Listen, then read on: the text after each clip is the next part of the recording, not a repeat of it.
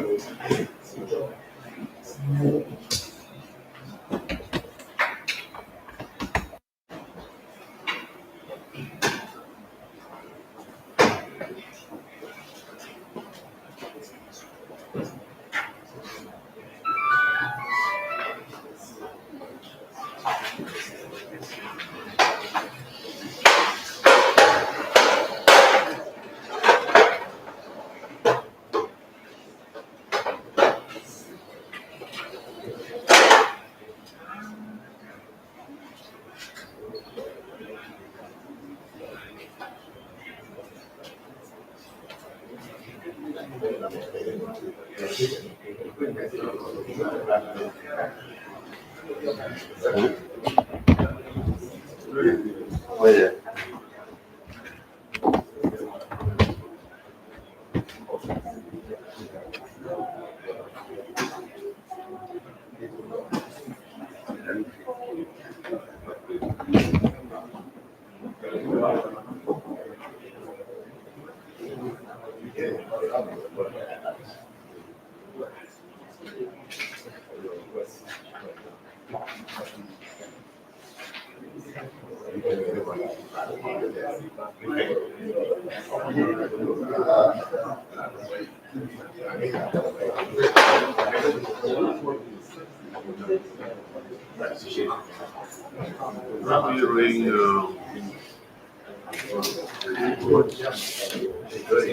If they have sent someone, yeah. Yeah.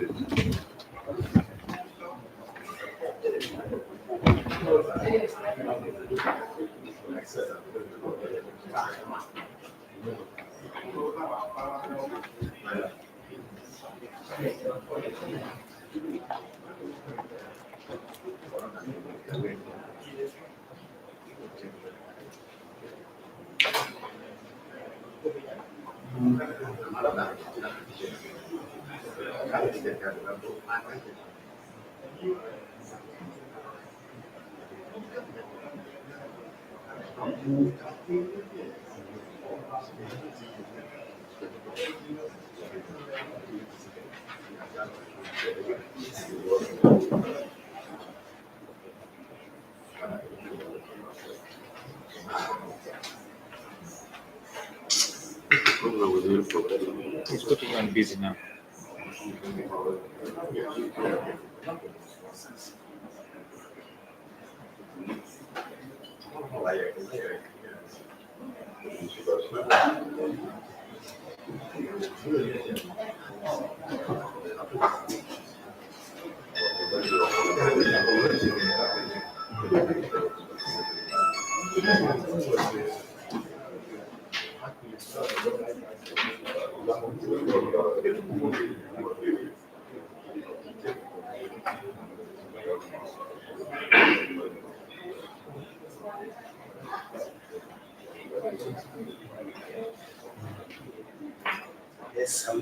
Hiyo hiyo kipindi kia John kwayo hello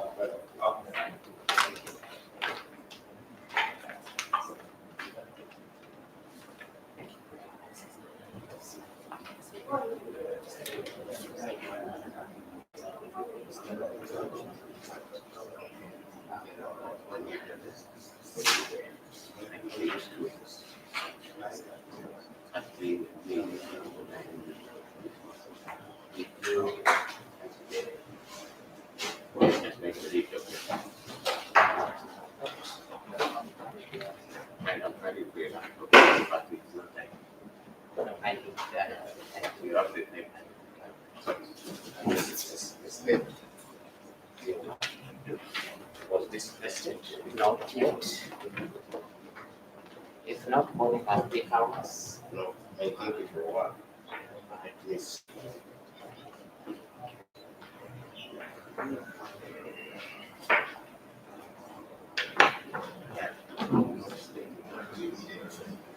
What you see with having by security conscience.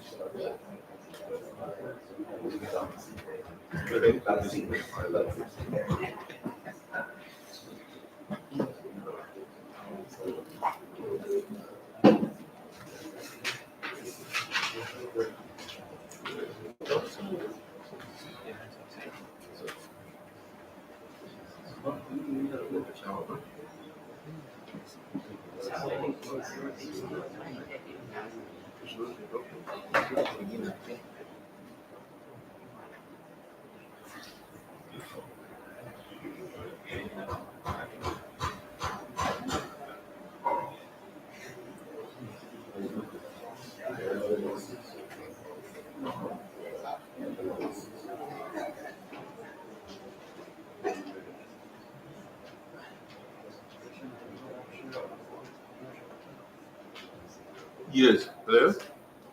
Ukanje chiogera bere na. And then you're on the way to Yeah. set in and then start. Oh, that is very good. I think it's a committee with your okay, Reach out to our office. Sorry. Oh, if you had a soft copy, I could send the driver to office to have it painted for you. Then what you call it, So come in. we can meet at home But I'm not seeing the body. around 5 or tomorrow morning. Okay. So you come and go with my person to our office. If you are coming, you come at 9. I think Total. You want to send it right now? Okay. Yes, I wanted to know so that we prepare for the balance. Yeah. Okay, then You send it yes, good morning. Okay.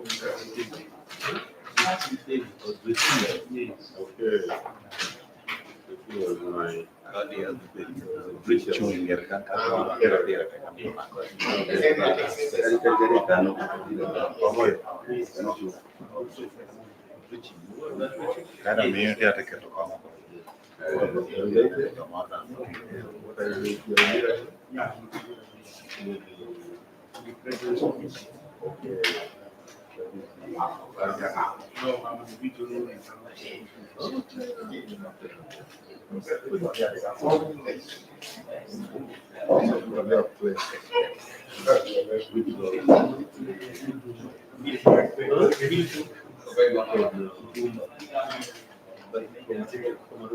Yes.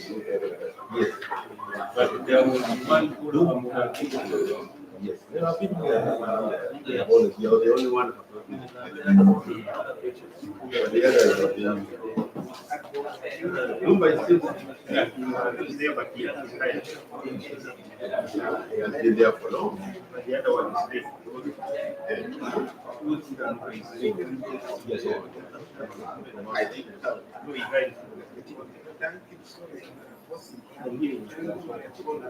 yeah. But there was also another senior officer.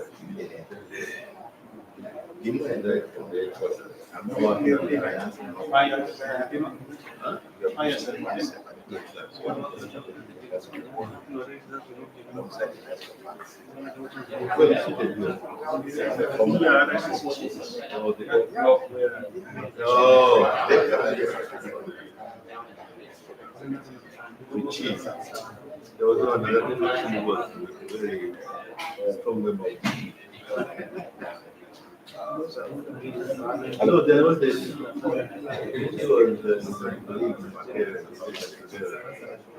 Hey, yo. Come on. Hey. Morris. Yes. Long time. Did you? Yes, your age is still, you still have time. Yes. No, those early 60s, 70s, 80s, that time has come there for. That one was also related to Felix Onama.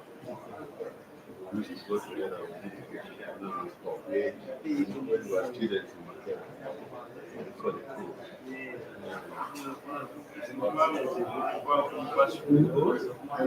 Oh, Felix, yes. Yes. Yes. But this is the serious, that's like, this is yeah. What I keep telling you. When God has given you, you should have been.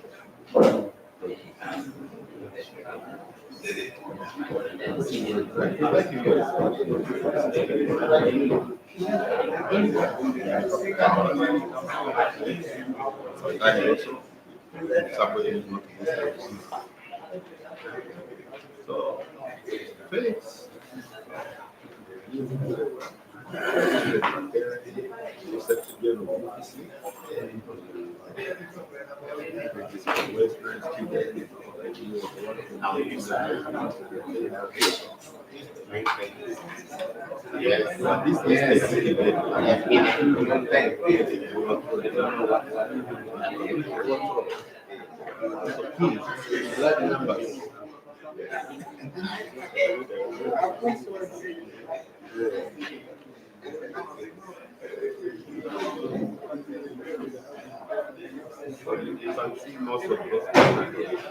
Very good.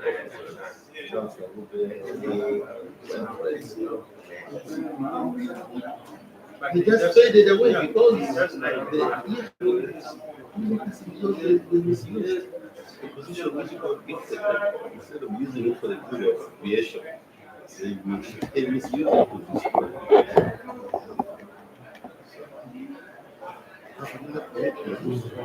This, then I come back.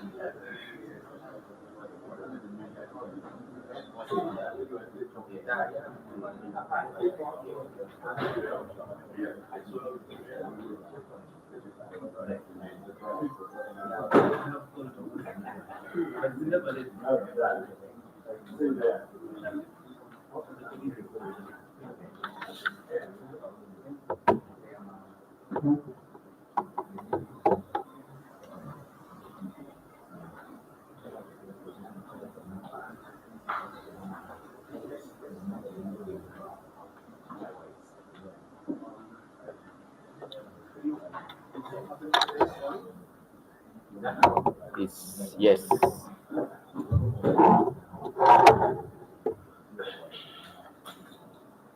Good morning, everyone.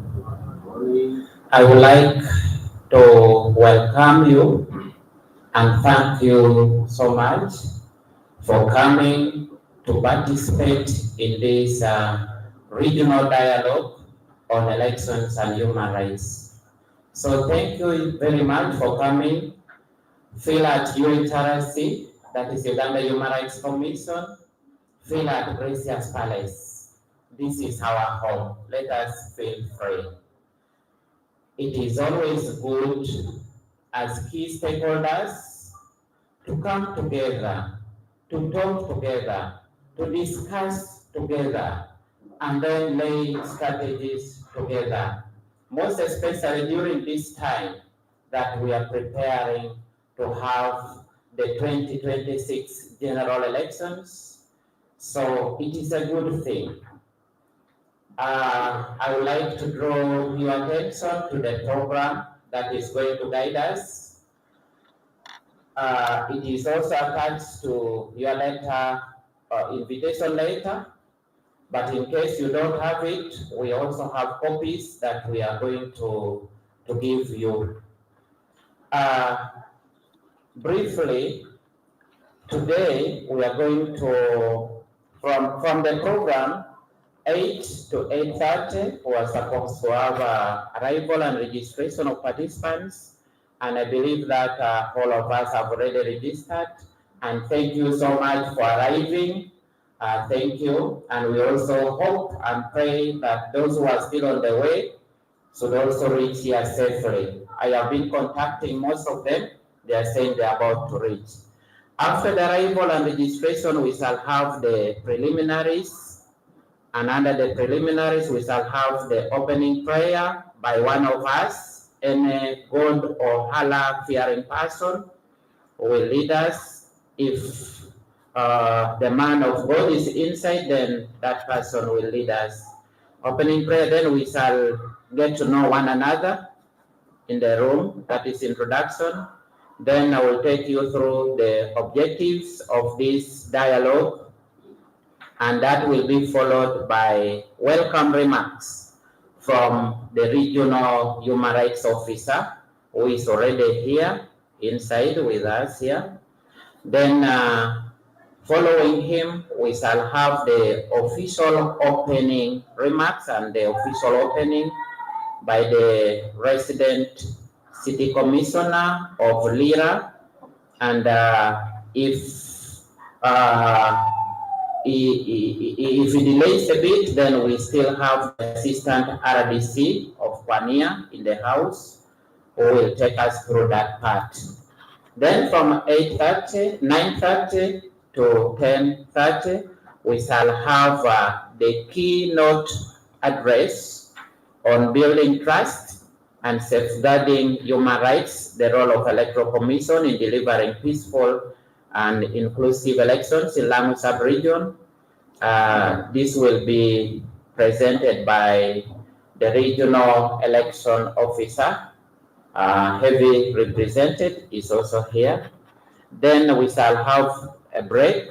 After the break, we shall have panel discussions where we shall have Uganda Human Rights Commission on board. We shall have the media. Honorable Daniel Omara Tugu is here, very experienced. Then we shall have Dickens from the Language Civil Society Network.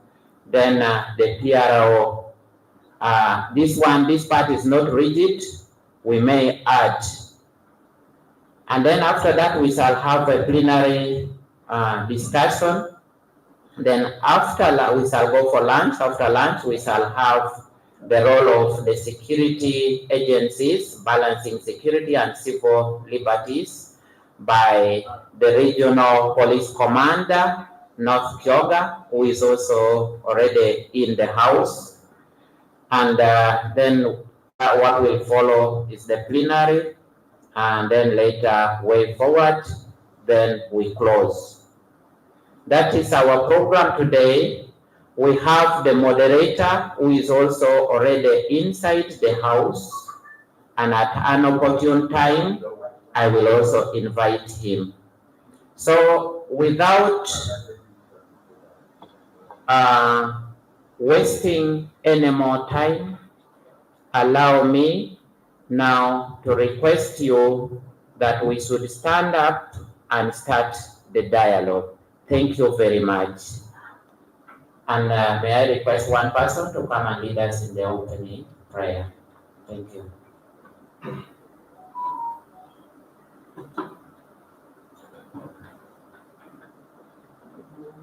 Let me request, let's stand up.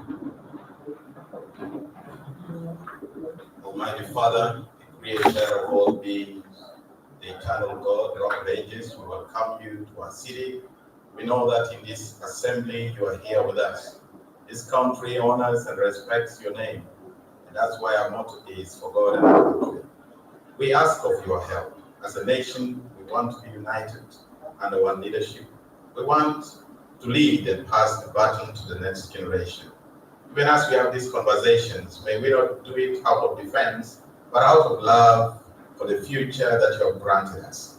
We know that each of us separately is making a unique contribution so that we can build our country for now and the future. You're welcome to this dialogue. Rights are given by you to man. And we believe that as we have this conversation, we will learn, we will share, we will reflect, and we will reconstruct where necessary. We give you praise in the name of our Father, Son, and Holy Spirit. Amen. Thank you very much. Our pastor. Is it pastor or pastor? Or both? Or priest? Thank you very much for leading us in that opening prayer. And now it is time for us to know one another. And I would request that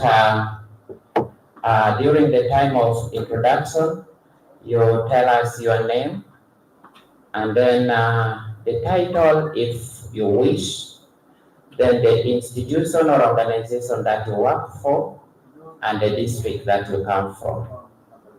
That is the only for now. So thank you very much. Let me begin from my right. Yes, good morning. I'm God Hudson Abunyo.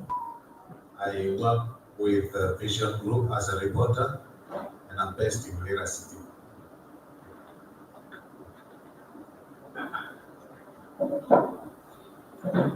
Good morning, members. My name is Abura Walter. I work for National Resistance Movement as the District Election Officer for Lira City, and I'm here representing the NRM Administrative Secretary in Lira City. Thank you very much. I am Superintendent of Police, Patrick Jimmy Mokeba. I am Regional Public Relations Officer for North Florida. Thank you.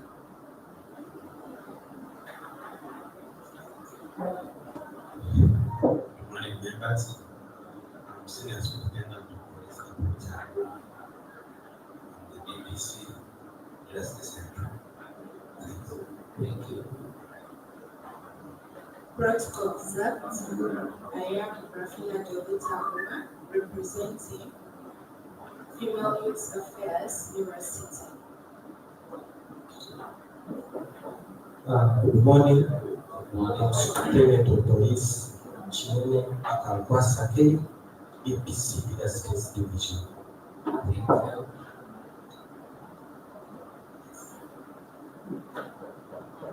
you. Good morning to everybody and the protocol observed. I am by the name SSP Okoda Benson, the sector commander Greater North. And when I say the sector commander Greater North, it covers 3 regions. North Kyoga, where we are now in, East Ashwa, Kitimu, and then West Ashwa. Thank you so much. Organization is police. You can even see I'm very corrosive and acidic. Thank you. Good morning, everyone. My name is Makesh Wilfred, Senior Secretary Officer. I am the Regional Operations Commander for Mid-Northern Region, London. Good morning, everyone. I am Assistant Commissioner of Police, Wesley Ganzi. I'm the Regional Police Commander, Wesley Koda. Thank you. Good morning, members. My name is called Captain David Kichi. I'm the Regional Internal Security Officer in charge of Lagos Sub-Region. Thank you. Thank you. Good morning, everybody. My name is Daniel Maratubo. I'm a lawyer by profession. I've been graduated from Makerere University in 1972. So I've been 4 years now in legal practice. Older than any of you in this room. Also been in politics, having been a member of parliament for many years, and also a minister. Thank you.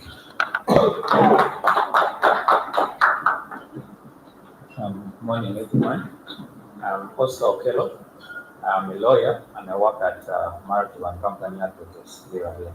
Thank you.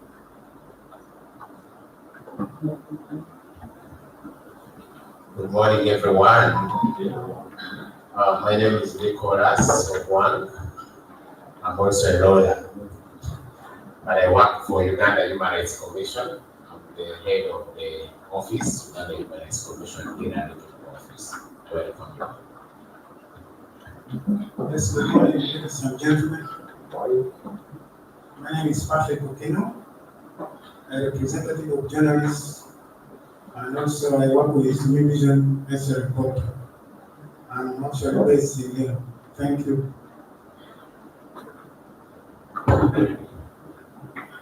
I'm morning, comrades. I'm by the names of Lieutenant Richard Nwajira, the commanding officer 103 taking the Lagos Sub-Region. Thank you. Good morning. Dr. Maurice Chris Mamba, Director Chamber of Commerce in Lira Land Region. I also got the things beyond that. I'm the General Secretary of the National Resistance Movement Party Industry. You're welcome. Good morning, comrades. I'm Cesar Obada, teacher by profession. I'm the Assistant State District Commissioner for Lira District. I'm representing my senior, the RBC. Thank you. Good morning, ladies and gentlemen. Protocol observed. I'm called Peter Wabure James, the returning officer of the district. Good morning, ladies and gentlemen.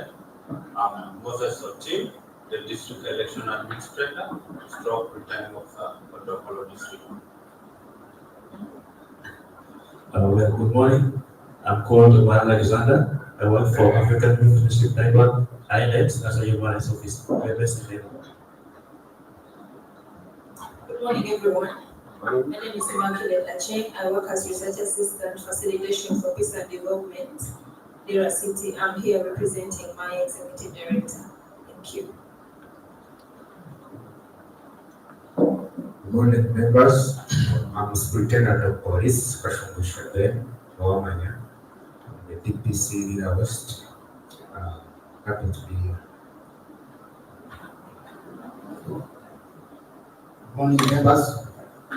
I'm Superintendent of Police, Natrabafra, District Police Commander, Kore District, Central. Good morning, ladies and gentlemen. My name is Joe Oret. I work for Voice of Now FM as a news editor. Thank you. Good morning, everyone. My name is Moses Mawa. I represent the National Unity Platform. Thank you. Good morning, participant. Fred Waterman, my name, PRO Uganda People's Congress Party.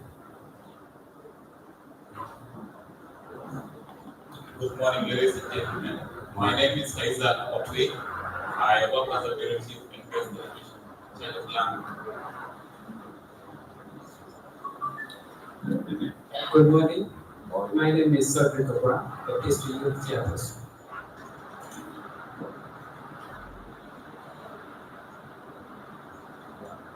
Good morning, everyone. My name is Matthew. I'm Chairperson of Disability Lira, therefore as disability activist. Thank you. Good morning. God guidance and guide to my living.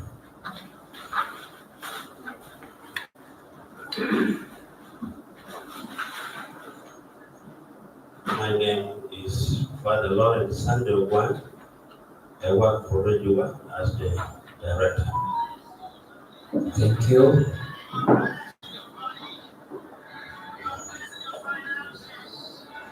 Thank you, everyone. And I believe that we now know one another. Those who are still on the way will come. And if we get time, they will also introduce themselves to us. But for now, we are ending here. Thank you very much, everyone. And I believe that from the introduction, you are able to realize something, that we are well constituted for this dialogue. And here we have to talk together, to put aside any differences that we may be having and focus on the real issue. So thank you very much. And our freedom of speech is guaranteed today. So we are going to speak well and discuss, bring out issues, and then derive a way forward. I would like now to take you through the objectives of this dialogue. There are only two. And the first one is to raise awareness on human rights standards and their application during the electoral processes. That is the first objective. And then the second one is to strengthen collaboration among stakeholders to mitigate electoral violence and human rights abuses and violations, and most especially in Lamu sub-region where we are in. So those are the two objectives that we hope to meet at the end of this dialogue. So ladies and gentlemen, allow me to invite our moderator for today, who is Maurice Chris Ongom, who has very many titles, and I don't want to go into that. Maybe if he wants to, he's going to do that. He's going to take us through the next session. Thank you very much. Let's feel at home. Thank you. Let's appreciate Anthony for a great start. Good morning, ladies and gentlemen. I know we are very distinguished people who are here, but it's just important to keep the titles aside, and we just know that we are ordinary citizens serving our country. And I believe that in this space today, we'll have a good discussion. We have the media fraternity here, we have the security chiefs, we have those in the civic space, we have leaders of the land, even from business. We have our political parties here. I think it's important when you come to such a space to free your mind and accept to learn. because in most cases, people construct themselves just for resistance. But I believe that such a space offers a great opportunity for you to listen to each other and to respectfully engage, because there are questions you could ask when you are here. And we are going to have a very great time. As you reflect on the program, set the stage and will share with us, because we are in an election period. We are going to have conversations about our country. And I want us to put personal differences aside, accusations aside, and simply talk as citizens who love our country and are patriotic and want to have a great future. Because what we are shaping, we will hand over. Today we are in charge, yesterday we were not. The future will be in the hands of others. The greatest thing you can leave for your family, for your community, is a legacy. If they call your name, what do people say about that name? That requires you to work around it. As a student of leadership, in one of the classes I have attended for transformation, we were asked to think about what people will say when we are dead. When you are in that casket, you are now sleeping, maybe in parliament or in your village. Will people lie or tell the truth? Because in most cases, people don't want to say the truth at that point, if there was nothing to say about you. And that shapes how you deal with people every day, how you treat people, because leadership is about people. We are here to solve problems. We are all leaders. Leadership is not just about titles. We must know that you can lead from anywhere in the world. You can lead from the kitchen. At home, you can be a good leader. So how we lead is important. So we are all here as leaders. We are all responsible. And I'm sure that at the end of the day, when this conversation moves forward, we will walk out of this place ready to continue to serve our country. And I want to thank the Human Rights Commission for inviting us and for giving us the opportunity to reflect. Meetings like these are very important. How I wish they would be cascaded to every place around the community so that we have very cordial conversations with our people. Because at that level, they also have a lot of decisions to make, and it is important for our country as well. Unfortunately, in the recent past, the CSOs used to do this, but resources are no longer adequate. And somehow the talk around human rights, those dialogues have slowed down. But we have a government. All of us can do something about that at every level where we find ourselves. So please, ladies and gentlemen, now let me welcome. This is a regional human rights officer, because it's written in an abbreviation. So I'm hoping that I have pronounced, I have tried to figure out well. Please, for some welcome, preliminaries have already been done, and now we're coming to some welcome remarks. And thereafter, if we have the RSCC available, he will make some opening remarks. But if he's not here, we'll have the Assistant Resident District Commissioner of our good district of Pania with us, Commissioner Obada Caesar is already in the house. So thereafter, he can take charge so that there is no vacuum. We don't have vacuum where there is government. We normally take shape of things. And after that, we'll have a keynote from the Electoral Commission. And please, I will promise you, we'll be very swift on time to make sure, because we are busy people. If we spend a whole day here, you can imagine the one who is commanding the whole of 3 regions is here, others in charge of one. All of us are commanders in different places. So we need to finish this job and then go and continue with other assignments. Otherwise, you're welcome to, if it is Nicholas, you're welcome to have those opening remarks and set the stage for you. Thank you.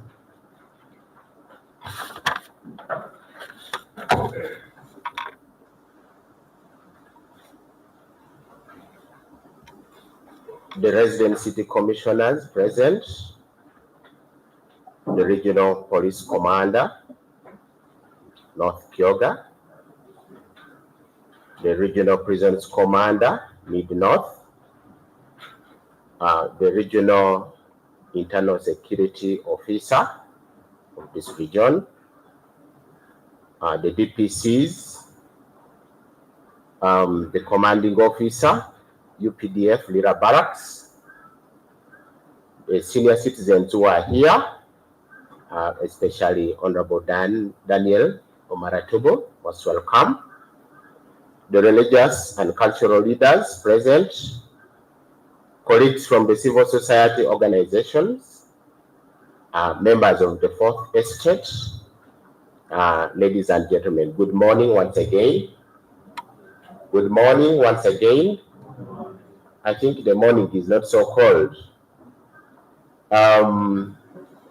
My name is Nicholas Ogwang, and I'm the Regional Human Rights Officer working for Uganda Human Rights Commission. In this region, I head the Lira Regional Office of the Commission. On my own behalf and on behalf of the Commission, especially the Commission in Lira, I wish to take this opportunity to warmly welcome all of you to this one-day dialogue on human rights and elections. We sincerely appreciate you for sacrificing other responsibilities of your office to attend this very important engagement. As a commission, we don't take your physical presence here for granted, because to us it demonstrates that you, first of all, are committed, you are interested in the subject matter of human rights and elections. The Uganda Human Rights Commission, as we all know, is a constitutional body that is established under Article 51 of the Constitution. And its mandate is to promote and protect human rights, which are contained in Chapter 4 of the Constitution.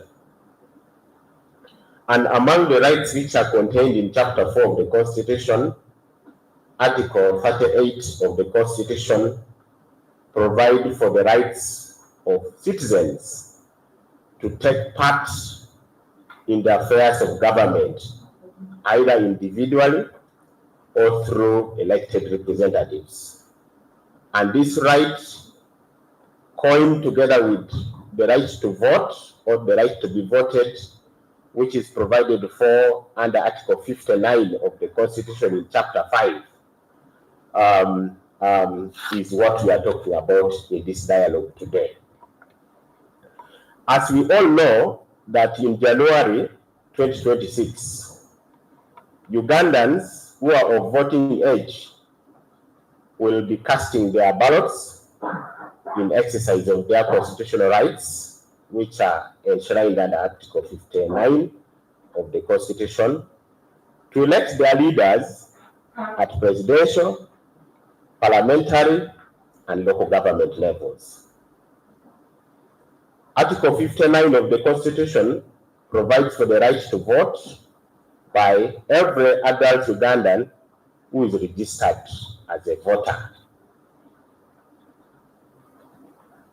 The right to vote cannot be exercised in isolation of other internationally protected human rights and freedoms.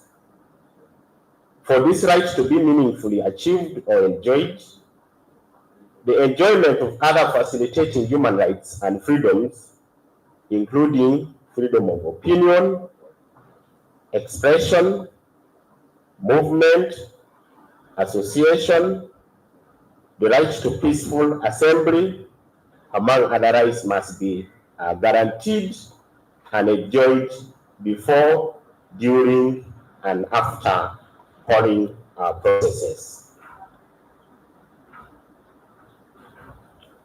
Accordingly, it is the obligation of the government, and by government, I don't want us to think about the executive and all others.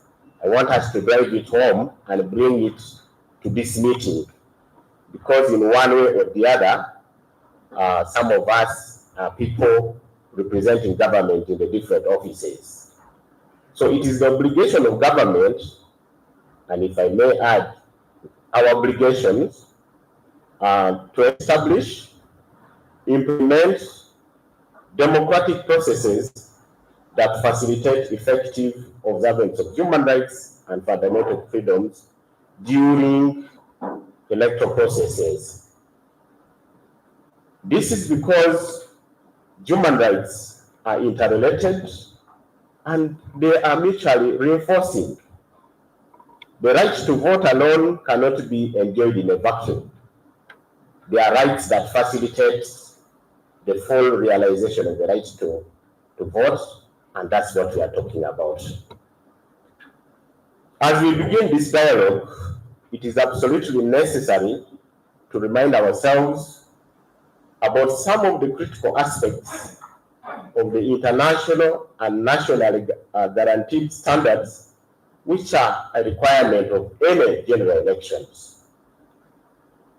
The UN General Comment number 25 on the International Covenant on Civil and Political Rights, on the right to participate in public affairs and voting rights, as well as in the case of retired Colonel Dr. Kiza Besigye versus the Electoral Commission and the Yoweri Kaguta Museveni presidential election number 1 of 2001, the phrase free and fair election was interpreted to mean the following. There are 8 aspects which defines what a free and fair election means. And one of them is that the election should be regular. Regular in the sense that it must be held at very regular intervals, in that the time lag between the election should not be unreasonably long. And I think as a country we have done well at this, especially at presidential, parliamentary, and lower local government elections. But maybe want something to ponder about. What about the other lower local government level elections, especially the elections for the courts, the LC courts? The other second element, which is very important for us to have at the back of our mind as we undertake this dialogue, is the universal, that elections should be universal and equal suffrage. This requires that all eligible voters must exercise their rights without any distinction as to sex, disability, political affiliation, among other grounds. Element number 3 is that for elections to be free, all citizens must enjoy their fundamental rights, such as freedom of assembly, association, expression, and opinion. Still, under that aspect of the free nature of the elections, candidates should not be deprived of their right to stand for elections. Additionally, voters should be able to cast their votes without intimidation, violence of any sort, or administrative interference. Candidates should be free to present their views during campaigns, among others. Voters should freely and sufficiently engage in election campaigns and learn about the different views of different candidates. The media should cover election campaigns freely, without interference, and without unreasonable restriction. All persons entitled to vote must be free to vote for any candidate of their choice. Voters should be free to support or oppose government without undue influence, coercion of any kind. Voters should be able to form opinion independently, free from violence, compulsion, inducement, manipulation, interference, or interference of any kind. Voters should not be deprived of their right to vote a candidate of their choice through unfair manipulation of the processes by electoral officials. The entire electoral processes should have an atmosphere free from intimidation, bribery, violence, coercion, or anything intended to subvert the will of the people. All participants in electoral processes must be treated equally and impartially under the law by the authorities. There must be a level ground for all candidates so that the incumbents or government ministers and officials do not have unfair advantage over the others. Equal distribution of public resources is an aspect that defines the free nature of elections. Election procedures should be free from fraud. Equal access by candidates and voters to effective redress mechanisms. Then there should be reasonable time limitation on campaign expenditure to ensure that the free choice of voters is not undermined by disproportionate expenditure on behalf of any candidate or party.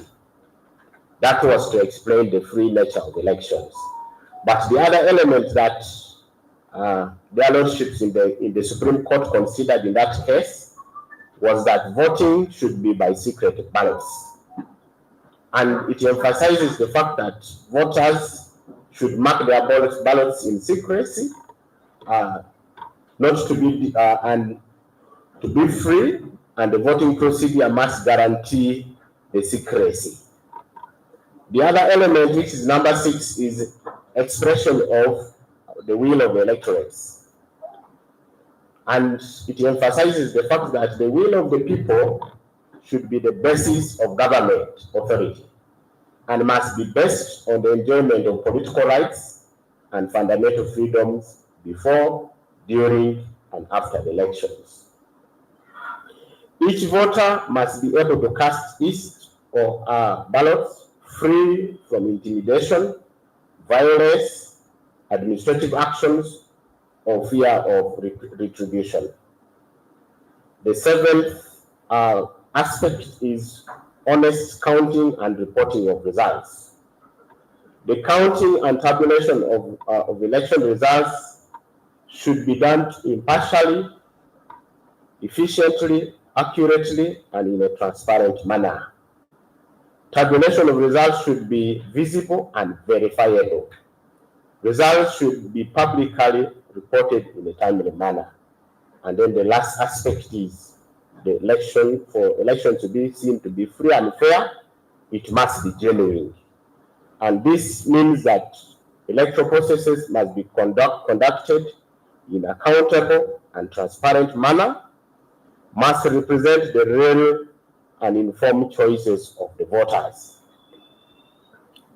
Dear esteemed stakeholders in this meeting, as we talk about observance of human rights in the electoral processes, we must not forget that some of the human rights as contained in the Constitution are not absolute.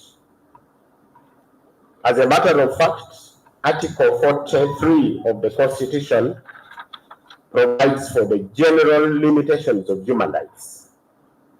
And these limitations apply even during electoral processes.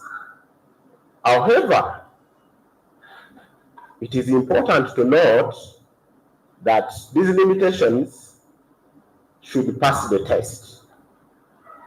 And the test is the limitation must be acceptable and demonstrably justifiable in a free and democratic society.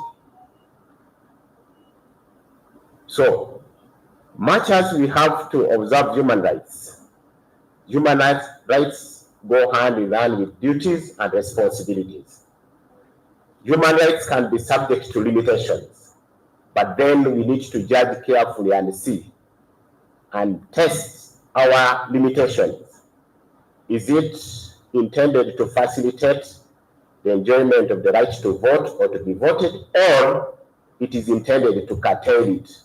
And that is the essence of the test of the limitation being acceptable and demonstrably justifiable in a free and democratic society. Many times we have, especially from the security agencies, trying to limit the exercise of certain rights in the electoral processes on some grounds, which I think needs to be thoroughly tested, whether they actually pass this test of, those limitations being acceptable, demonstrably justifiable in a free and democratic society.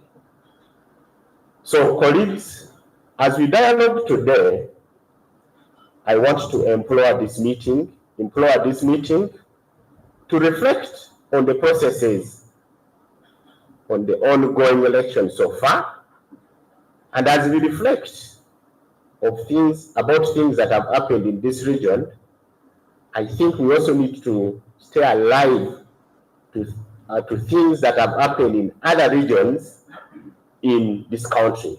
But also we need to stay alive to other things that has happened in the neighborhood in relation to elections. And that will enable us openly discuss and together work out a plan or strategies that will mitigate, among other things, any possible, violent situations occurring in the region, but also probably in the entire country, but also mitigate on the possible human rights violations and abuses that are likely to arise in the course of these elections.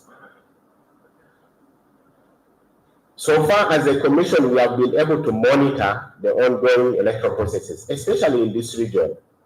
And I must say that so far, the security agencies working together with the political parties around, so far it has been good.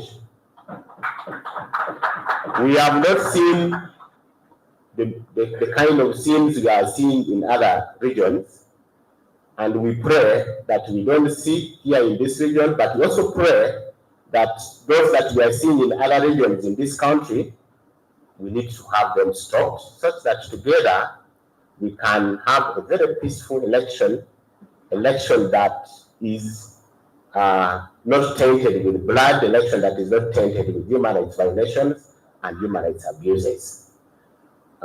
With these many words, allow me to once again welcome all of you to this dialogue and to thank you for coming and to wish you a very fruitful deliberation in this dialogue. I say this for God and my country. Thank you. Let's appreciate Nicholas well. Thank you, Nicholas. You have ably submitted from a very good angle. We're already proceeding. For those who are arriving, we'll recognize you and introduce you at some point. But for now, we are running with our program quite well. Help me welcome Commissioner Cesar Bada to open officially on behalf of government here in Lira City. We should have had the RCC. If there is anybody who has come to represent him, let me know. But for now, you're welcome. Thank you. Thank you, Dr. Omar. It is exciting that we are meeting after how many years? It is very humble. I have a written speech, but before that, I want to put a few things forward. One, I'm called Cesar Bada. I'm a teacher by training. I was teaching at Kabode International School before I got this appointment as the assistant RDC, 1 year. And I come to represent my senior RDC, Mr. Arikwanga Noon, who is on sick leave. And this morning I've just been told that my senior RCC has another engagement, so I had to jump in straight away to fill the gap. I hope you will enjoy your moment at this time. Ladies and gentlemen, honorable leaders, representatives of the Electoral Commission, members of the security agencies, religious and cultural leaders, civic society, development partners, members of the media, ladies and gentlemen, good morning. It is with great honor as the representative of the chief of the representative of the President of the Republic of Uganda by mandate of my appointment to welcome you all in this dialogue. Today's dialogue comes at a crucial time as our country prepares for the forthcoming electoral cycle. Elections are not merely events, they are processes that require deliberate effort, preparation, understanding, and partnership. A credible election is one that reflects the will of the people. But credibility cannot be achieved without safeguarding the rights, security, and dignity of every citizen. As leaders and stakeholders, we carry a collective responsibility to ensure that every eligible citizen is free to participate without fear, intimidation, or discrimination. Political actors engage peacefully and respect the rule of law. Then, security agencies uphold professionalism, impartiality, and respect for human rights. The media reports responsibly and contributes to inform the public on a better debate which is ongoing. Then civil society, therefore, continues to educate, observe, and advocate in a manner that promotes unity and peace. The Laos sub-region that myself have served at the capacity of the ONC coordinator has a proud history of resilience and community solidarity. Let us therefore build on that foundation to promote an electoral process where diversity of opinion is respected and where disagreements are resolved through better dialogue without any violence. This forum therefore gives us the opportunity to reflect honestly on our past challenges, including electoral violence, misinformation, limited civic awareness, and human rights concerns. But more importantly, it allows us to collectively explore solutions that are rooted in cooperation, transparency, and the values enshrined in the Constitution that was made in 1995. Ladies and gentlemen, human rights are not a privilege reserved for a few. They are entitlement of every Ugandan. Whether one is a voter, a candidate, a journalist, or a supporter of any political persuasion, your rights matter a lot. This dialogue serves as a reminder that peaceful elections are achievable through security measures. They require respect, empowerment, and education, plus what we are calling trust. As government of this Uganda, we are reaffirm our commitment to ensuring that security agencies act within the law, that public order is maintained without infringing on the freedoms of each other, and that all institutions involved in the electoral process operate transparently and effectively. To our political leaders, let us lead by example. Let us champion messages of peace, tolerance, and national unity. I'm not meaning the other national unity platform, no. I'm speaking on this. Then to our women and youth, your voices and leadership are very important in the democratic society like ours in Uganda. As we begin today's dialogue, I call upon all of us to engage openly, respectfully, and constructively. Let us leave this forum with a renewed commitment to ensuring that the Lango sub-region stand as a model for peaceful, inclusive, and human rights-based election. I therefore wish you a fruitful discussion and a successful engagement. With these few remarks, therefore, I officially declare the dialogue open. Thank you. Thank you, Commissioner Caesar Bada. We met in Masindi those days. He took care of me. Those young age, you get some Lango people there, and we're at school. Even when I finished A level, stayed a bit with him. So we have a long history, and we have remained together. We used to be very many things in the other side. I'm glad he also transitioned to national thinking, and now we are here making our contributions. So let's appreciate him. He's one of those who contributed to making me, and I think we do the same for many other young people, and that is nation building. I am not very sure if our break is ready. In case it is, I would easily advise that we have it. Then we return for this session with the Electoral Commission when our minds and our stomachs are cooperating very well. Because we used to say in the debate class that an empty stomach dictates upon a complex brain.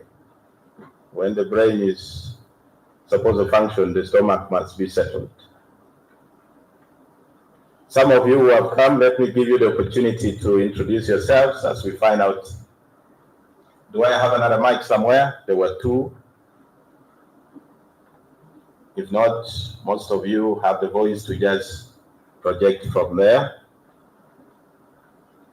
Let's start from behind. Are there teams who arrived later? Leaders don't come late, they only come later because they are always busy working.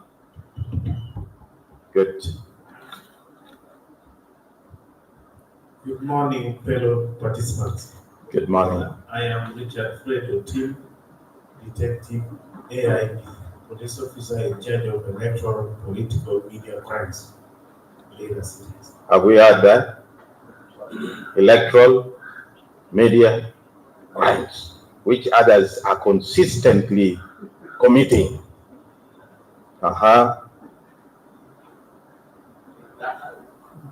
Yes, introduction.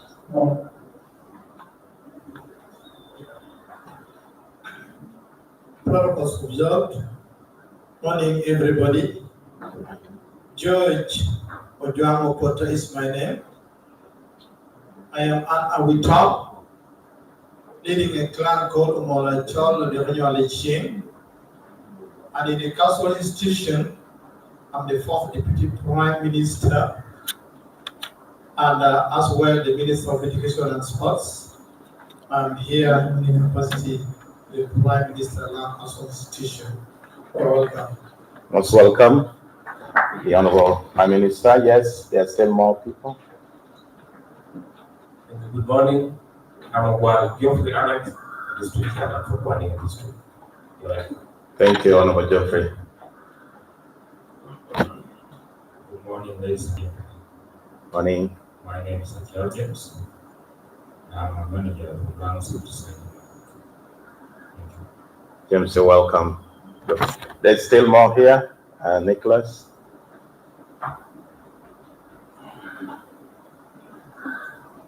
Good morning, ladies and gentlemen.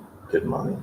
I'm Detective Superintendent of Police with Sagara, Uganda, Deputy Director of CI Officer Concentrator, standing in for the region. CI Officer was committed. Welcome, Afani.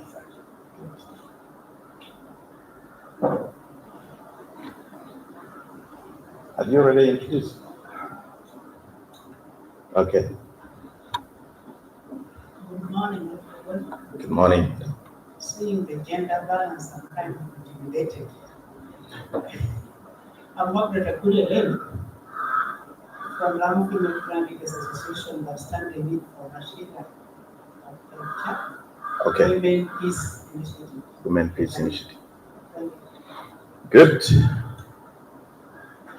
Are we done? So, you might be very intimidated. Don't be intimidated.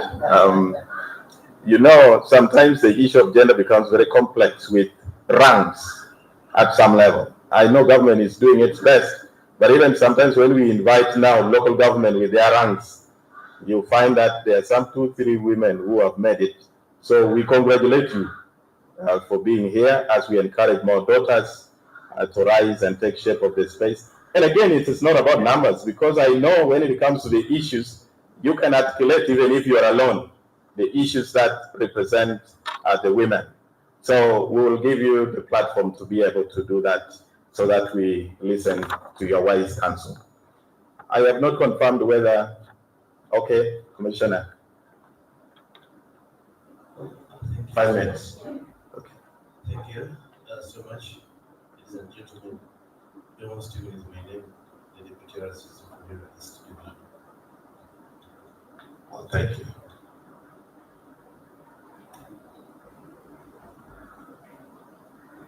Thank you. The session with the Electoral Commission is at least 1 hour. And I don't want to keep us for 1 hour, then we go to the break. I'm being told it's 5 minutes. I believe that the first minute is done. So I'm going to break us for that break. Because sometimes people tell you 5 minutes when they mean. So we are going to put pressure on them to deliver in the next 5 minutes. So I'm going to pray. You can ease yourself, greet a colleague, and then once we grab that tea, can we spend less time so that nobody spends time to mobilize a leader? Mobilize yourself. Just be self-led. You know that you have done the break, you have talked to your colleague, walk back to session. We don't want to, again, get a lot of jokes moving up and down, so we are now back in session. You can make some few phone calls, instruct here and there, and then you bounce back. So let's use that small break to do the needful, and then we get back. Do you agree with that next step? Father God, we have tea ready. We bless it as we partake in Jesus' name. Amen. Okay, if there was a DJ here, some cool latest Christian music would be going on, and some old ones of the 1970s and 60s, of course we have mixed them. Now, my faith can work. They're saying it's actually ready. Let's go and enjoy ourselves. Thank you.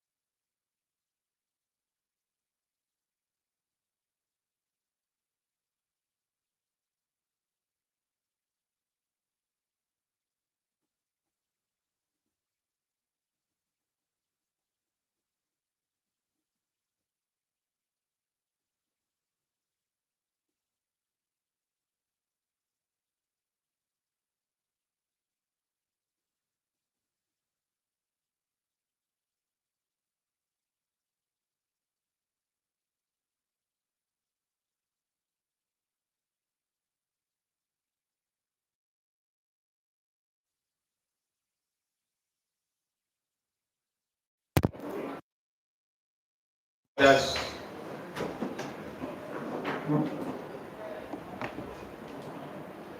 I know some people, a child may be sending a message. They are returning this week.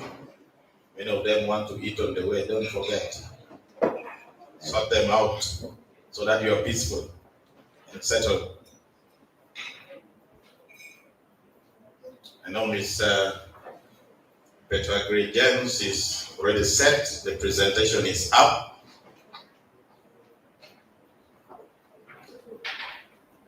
I don't know whether there are few of you who walked in when we were already getting in for break tea, so that will give you the opportunity to greet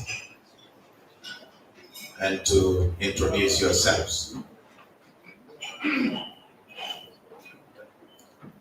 If you came in and you didn't introduce, I'm going to use this moment. 5 minutes to 11, we'll take off with the presentation from the Electoral Commission.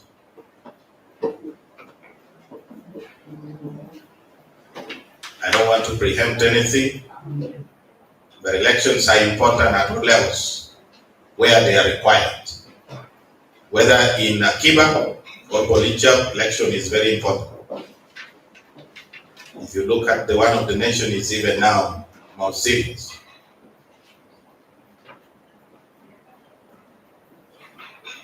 I'm asking for the last time, then we take off.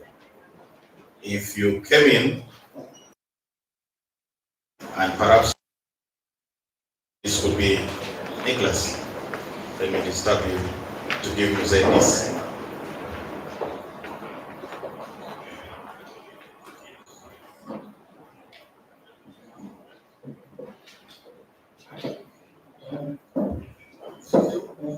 I'm Mzee Alex Olavalot, District Chairman Lira, local government.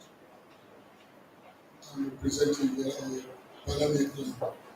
Parliament. Thank you, Mzee. We worked with him and we're still working together. He made his contributions. I'm glad that he's supporting the clan. Our clans were having discussions with the Prime Minister. Young people are coming, have a program. You are in government, you have some refreshment. Make sure that Idogolawu, under your jago, there must be a meeting to talk to young people, let them get to know each other, share the vision of the clan with them, let them appreciate clan identity. Young people are growing, and they must also grow with the knowledge of our culture. And I think that will work with the office to make sure that this message is amplified. We are supporting the Agong Foundation to organize a girls' camp. We hope that we can do some things. We don't just want to keep sitting. Those who are from the media, give more slots for culture to talk to our young people.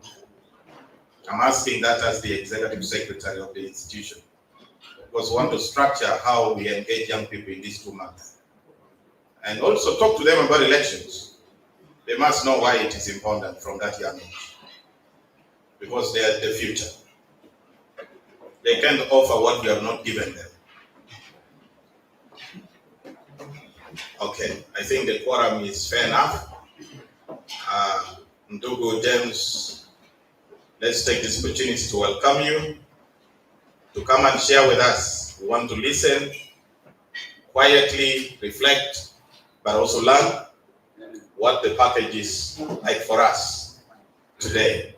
And thereafter, we will go to our plenary to have some discussions. The Honorable Maratul said he's coming back, he's handling something in court. He's one of our panelists. Hopefully by that time he will have come. You're welcome, sir, to take up from here. Thank you.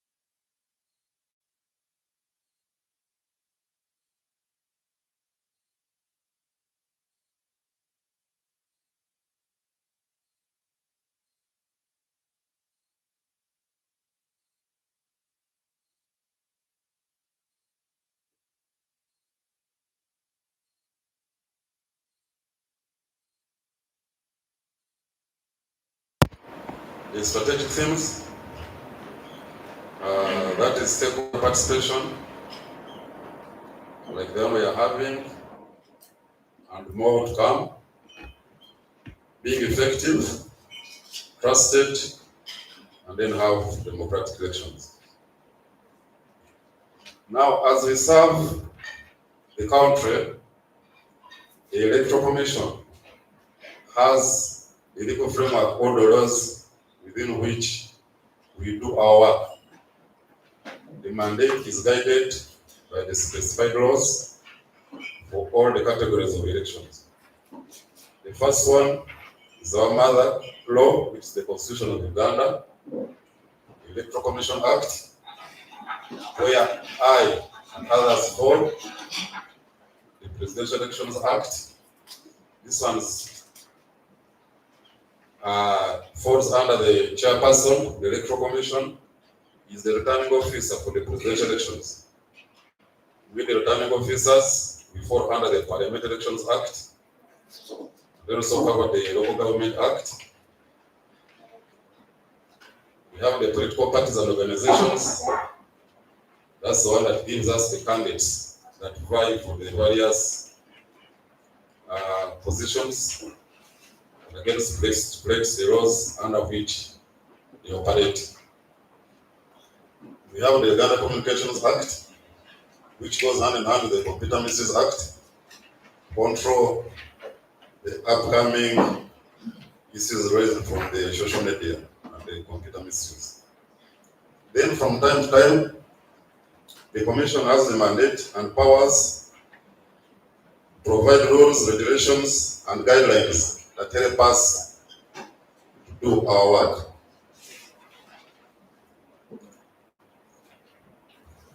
So I'll start off the roles of the Electoral Commission in delivering peaceful and inclusive elections in Lango sub-region.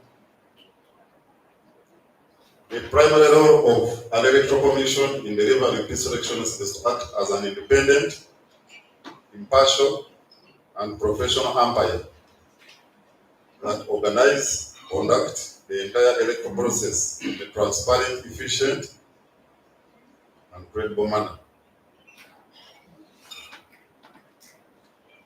The key roles are ensuring a legal and fair framework.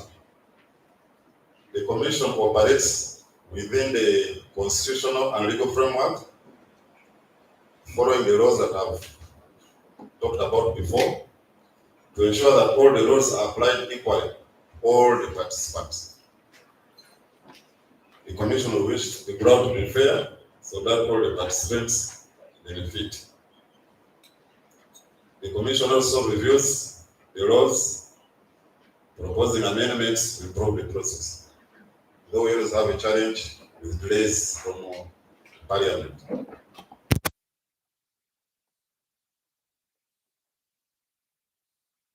And provides information to the public through media, flyers, even physical visitation to the field. We don't talk about elections, the benefits, so that our population is well informed. However, we have a challenge there of limited funding. Voter education is one of the sections in the Electoral Commission that does not get ample funding, yet we feel it should be the core of our work so that we have an eligible people.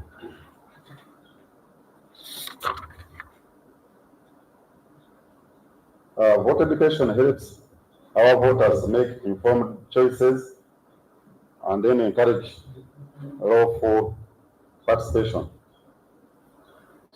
It also allows or helps the voters to know their rights, the duties, and the electoral procedure. Because it's our voters that we use for voting, they are the ones we use for supporting the candidates, issuing out complaints, so they play a key role And if they are informed, then we feel that I would have the directions. The Electoral Commission manages the election cycle. So far, we have finished 6 activities on the election cycle. We began with the demarcation of the electoral areas. Demarcation is done by Parliament, but whether the Commission, it is done by Parliament, but with the consultation of the local government. So the returning officers have meetings with the local government and individuals, approve the demarcations. Then we organized polling sessions. During each election cycle, the Commission reorganizes the polling sessions so that people can have ample time, distance, so that we can also have ample numbers. Initially, the minimum number of voters at a polling station was 300 people and the maximum 900. However, of recent, the Commission is emphasizing the use of the BVK machines, the voter verification kits. And by law, all polling stations will now have that machine. So to every serve the voters, the numbers are revised from 900 to 600. We feel that the machine can easily and every do that because polling begins at 7 and ends at 4. The manual system of the register was delaying us because each time a voter came, they had to flip through the register so that they get the person's name. However, this voter verification kit will supplement the registers. During the organization, it is the people that create the polling stations, not the Electoral Commission. So we ensured that through our sub-counter and party supervisors, they would hold meetings and recommend what would happen to the various polling stations. In that, they would have meetings, 4 minutes, and then give us a recommendation. And then we would review and recommend for a creation of a new polling station, relocating it if it's in a bad place, merging if the voters are not, if the voters are few, creation or splitting in case if a polling station is far away from the voters. The recommended distance is 3 kilometers. I'm happy that in Lago sub-region and Acholi where I worked, you have ample space here for polling stations. However, we are facing a challenge in the city here because of space and developments. We'll be having a polling station, but then you get information that developments are going to take place at that polling station. So we are forced now to format the whole polling centers. You get a pitch like that one behind us, and then you split the voters' names according to alphabetical order. The Commission updated the voter register. Although we had some challenges of old equipment, limited equipment, but we managed and we covered it successfully. We request that this update of the register should be continuous, should not be a one-time thing, should be continuous. So the update, we are doing it in consultation with the Lira. And then we display the registers. Display is after update, when they print the names of those people who have been added onto the others that are existing on the register. However, this display is done to clear the register of aliens, non-citizens, the dead. We no longer have that issue of the underage on the registers because the system automatically selects those who are 18 years and above. However, should they have a way and on the registers, we have what we call a tribunal. Tribunal members are appointed by the magistrates in their respective districts, and these are 5. Those 5 are composed of 2 elders above 60 years, so that they can identify those who are above 60, a female person, a male, and another person who is with good moral character. So those are the ones that judge our registers. People come and look at the registers and inform the tribunal that voter A, B, or C is not supposed to be on that register. And this is done in writing, it's not verbal. You fill a form, we have various forms. We call them green forms. They are about 7. Where the images are not matching, underage, aliens, those who died, non-citizens.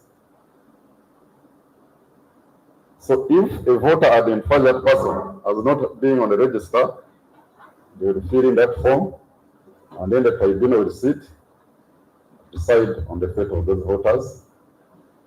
Upon the conclusion of the display exercise, we have what we call natural justice, 10 days, where we again display the register after having made the changes, so that we have a clean and credible register. Of recent, we have had nomination of candidates from presidential, parliamentary, up the local government.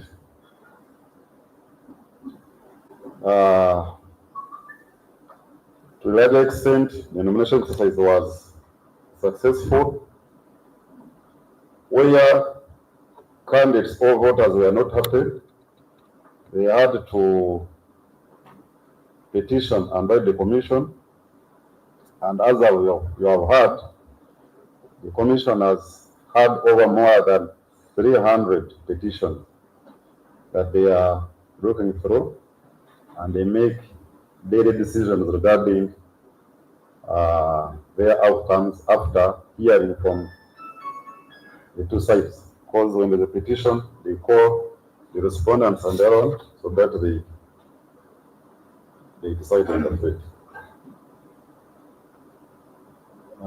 Currently, we are having campaigns in the country and the region at large. All campaigns officially began on the 10th of November, and they will end 48 hours before polling day. So if the presidential election is on the 15th of January, campaigns will end on the 13th. Likewise, for the other categories, the deadline is 48 hours before the polling date.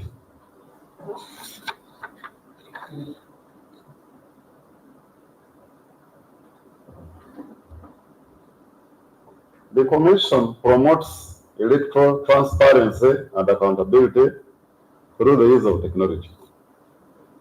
Technology has helped us gain confidence in the electoral process. So Commission uses SMS to disseminate information about the electoral process. The voters can now check their particulars online You can go to the EC website and then you check your votability, you check your voter location and your particulars. Because during update of the register, we also had an activity called the transfer. The voters are transferring from one location to another. So the website helps you to check the progress. Our website is active. It has almost all the information regarding the elections. So voters can able check and get updated on the activities that are being done. During nominations, the Commission introduced technology for nominations. Initially, nominations was being done manually. We'll be having registers. A candidate comes, we check the particulars for the candidate, particulars for the proposer, seconder, and supporters. For the MP contest, he or she needs a minimum of 10 supporters. That would be at least easy to check.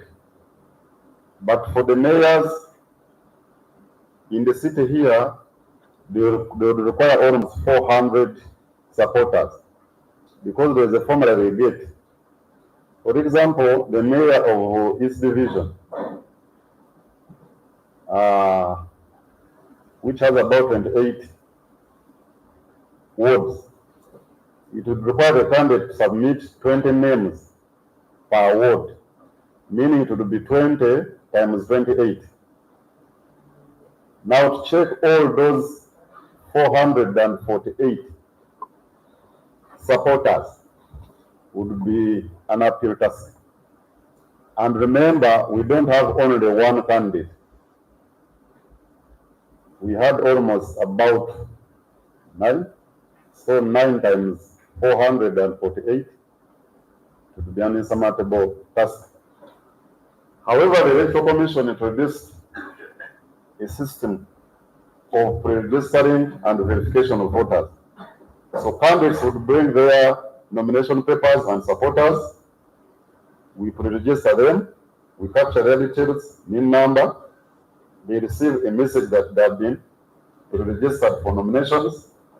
And then we go ahead to verify the supporters a week or two before nominations.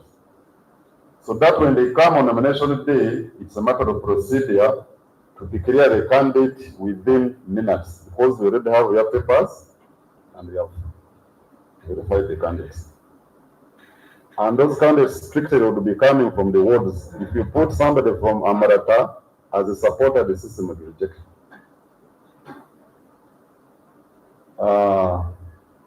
So that's the production of candidates. Would be also easy for us to print and know, have a summary of the voters that, of the candidates that we have duly nominated.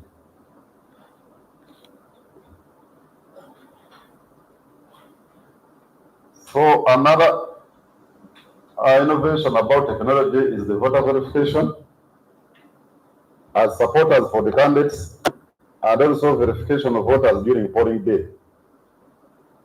As I mentioned before, it would be tiresome for the presiding officer to cross-check the names of the voters from the registers. However, with the BVK machine, all the voter needs is come and put the fingerprint on the machine, and the machine will identify that voter. If that voter had already voted, it will inform the presiding officer that that candidate has already voted. But before the machine verifies, after voting, we normally put ink on the cuticle of the voter. That ink is permanent, at least takes some days. Some people had always tried to wash it and come back, but even if you come back, the machine will identify you. On that note, the Commission always and soon we are going to provide what we call voter education slips. voter allocation slips or a slip is a summary of your details on the register. It will show your details and, more so important, where you are going to vote for. But that will be done effectively if our parish supervisors do a good job and distribute them. We have had incidences where these voter allocation slips are returned back, or certain political parties dominate the incidence of those voter allocation slips. But if it's done effectively, a voter will not waste time to locate where they vote from. Because we have new developments, creation of new polling stations, creation of new sub-counties, wards. After 5 years, the voting locations of the voter location details of the voter would have changed. So that voter location slip will help us or help them to identify their polling stations and also know their details. I've mentioned about the biometric voter verification kit. Social media handles go hand in hand with the SMS so that the community is informed and they are aware. Although that issue of the social media handles is that most times people use it for negative issues. I've already mentioned about updating the register in my summary of the electoral roadmap, but in detail it involves compiling and updating a transparent and accurate national voters register to ensure that only eligible voters, eligible citizens can vote. This will prevent fraud and disputes. But where we have disputes, the Commission has mechanisms of resolving them. Amidst us, there was one officer called OTIM, the one in charge of electoral crimes. These are the ones who have the registers.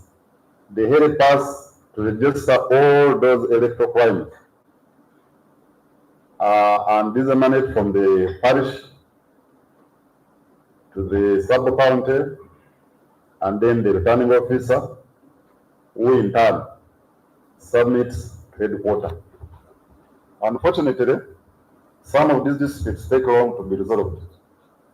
In some cases, people report but they don't follow up.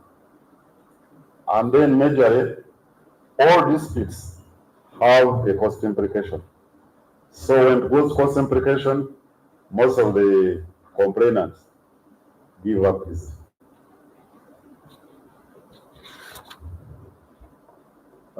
Mentioned about candidate nominations and campaign oversight, talked about the registrations, computerized nomination system. Then after nominations, we normally have what we call harmonization of the campaigns. Immediately after nominations, all candidates submit their campaign programs to the returning officer, where there are 2, 3, 10. It is the duty of the returning officer to call a meeting between the candidates or the agents and resolve to have a unified campaign program starting from the 10th up the 13th, that is if it's the members of parliament. Now this is done to avoid clashes, to allow police, because we share these copies with Uganda police, to monitor which candidate is where, on which date, and what time. Have candidates in the same parish or same venue. So the harmonized campaign helps us to ensure that candidates have well-planned schedules so that we avoid clashes. The challenge we are having is that some candidates intentionally refuse to follow this program. We have had incidences here in Lira City where some candidates have refused to follow the program and it has ended up with clashes. Some of them want to go to a place where the candidate was, so that they dismantle all the plans and progresses the other person has made. So we are handling that.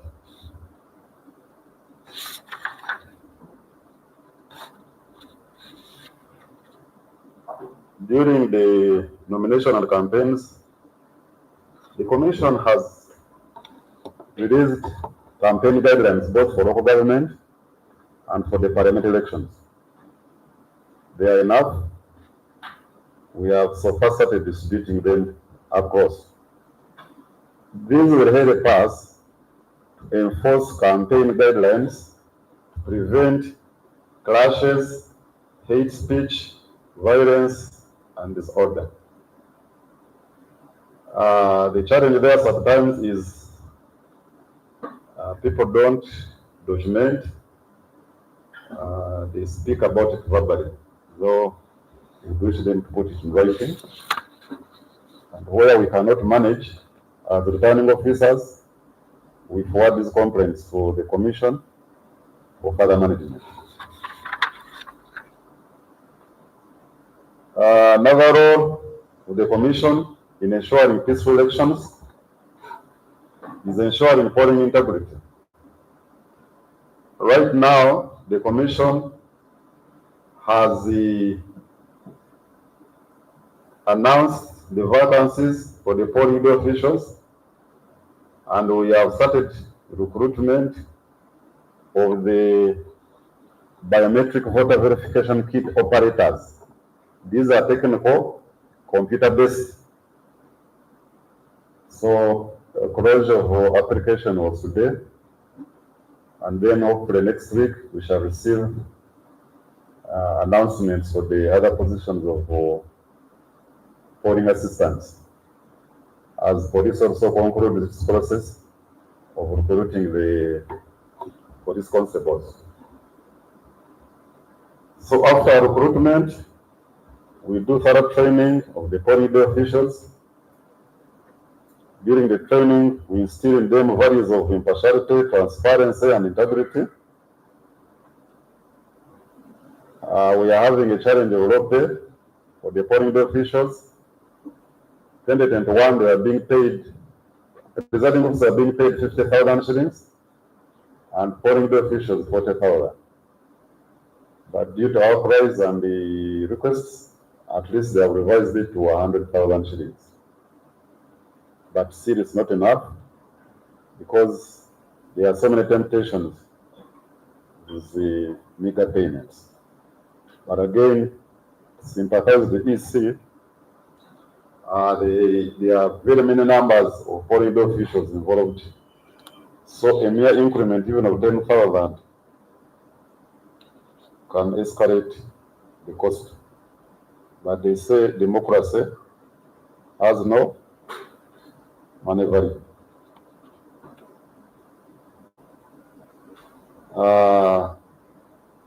The Commission implements systems like a biometric voter verification kit, avoid multiple voting by the voters, and also to fasten up the process. Now, when we finish the polling day activity, which is one of the longest periods that returning officers face, because by law and in the whole world, it is only the Electoral Commission of Uganda that declares results within 48 hours. And some of us, plus our colleagues in police, we start this process much earlier. Because if the materials arrive today, maybe to make a small remark, the Commission has already delivered polling materials countrywide. We have received the basins, the lamps, the transparent boxes, cordoning tapes. Those are called the genetic materials. We already received them. All we are waiting for is the black box that contains the registers, the ballot papers, and all those polling materials. So on a normal day of polling, we start at around 3 a.m. Distribute materials up to 6 a.m. depending on the size of the district and the geographical dynamics. So those materials arrive at 6, we start pouring at 7, and at 4, we start counting. The first declaration of results form may arrive on average at 9 p.m. So we start tallying at 9 and conclude the next day on average at around 3 p.m. So all that time, there is no drinking. Now, during tallying, enhance the integrity and the confidence of the voters. The Commission provided all returning officers with giant screens, 55-inch. We have also received adverts for the tally clerks. Those will be entering results on the system. We are receiving applications. Now, those tally clerks, when the results arrive on the returning officer's desk, the tamper-proof envelopes are opened, and the returning officer reads all the results as per the polling station. In Lira State, we have 305 polling stations. So you must read all the results so that the public hears them, and then you hand over the declaration results to the tally clerk who enter. And that information is entered twice. When this clerk finishes, he gives the other person. Then what we have entered comes back to the server, which the returning officer is operating, and then the returning officer, after seeing the two, approves. Now, as the returning officer is approving, those results are displayed on the screen. People can see the screen of the returning officer on the screens. Mark you at the polling center. People have already announced the results and they know what they are delivering. At the tally center, we have the candidates or their agents who also are following what you are reading. Fortunately or unfortunately, by the time we conclude elections the next day, you already know the winner. And how do you know the winner? The loser doesn't have to stand up. It's the winner that comes. So when you see one candidate, you can estimate and know that there is something positive about it. So we display the results. Now, in the display of the results, remember we have a document called the parking list. A parking list is a summary of polling stations in the district per parish. And each parking list or polling station has a total number of the voters. Likewise, on the system when you are entering, there is already parking lists there with those voter numbers. So when you are entering, you are scoring out of what is there. If you have 900, 600 voters, you should enter 600, not 601. Although we know that not all people vote. But should you make a mistake and you enter 601 or 700, that polling station will be locked. The system automatically locks it. Now, should you input 5 wrong results above what is there, that election will be cancelled. And if it is a presidential elections, that is automatically a by-election. So these systems and technology have helped us have credible results. We also allow agents and candidates to attend the tallying. Tallying centers are always sensitive, we can't allow everybody. However, we allow the media, the observers, the monitors, the candidates, agents, their spouses, so that they can see what we are doing. I've already mentioned about issues of voter allocation slips. Then the commission also does conflict resolution. We always hear petitions and issues that are raised before us. We cause meetings for the various candidates, and then we hear and then determine. Where we cannot, we refer the issues to the commission, since they are the force of do so. Other issues we refer to police, cause arrests and prosecution. So the commission establishes effective and just mechanisms for receiving and hearing and determining the election complaints. These complaints, as I mentioned earlier, have a cost implications.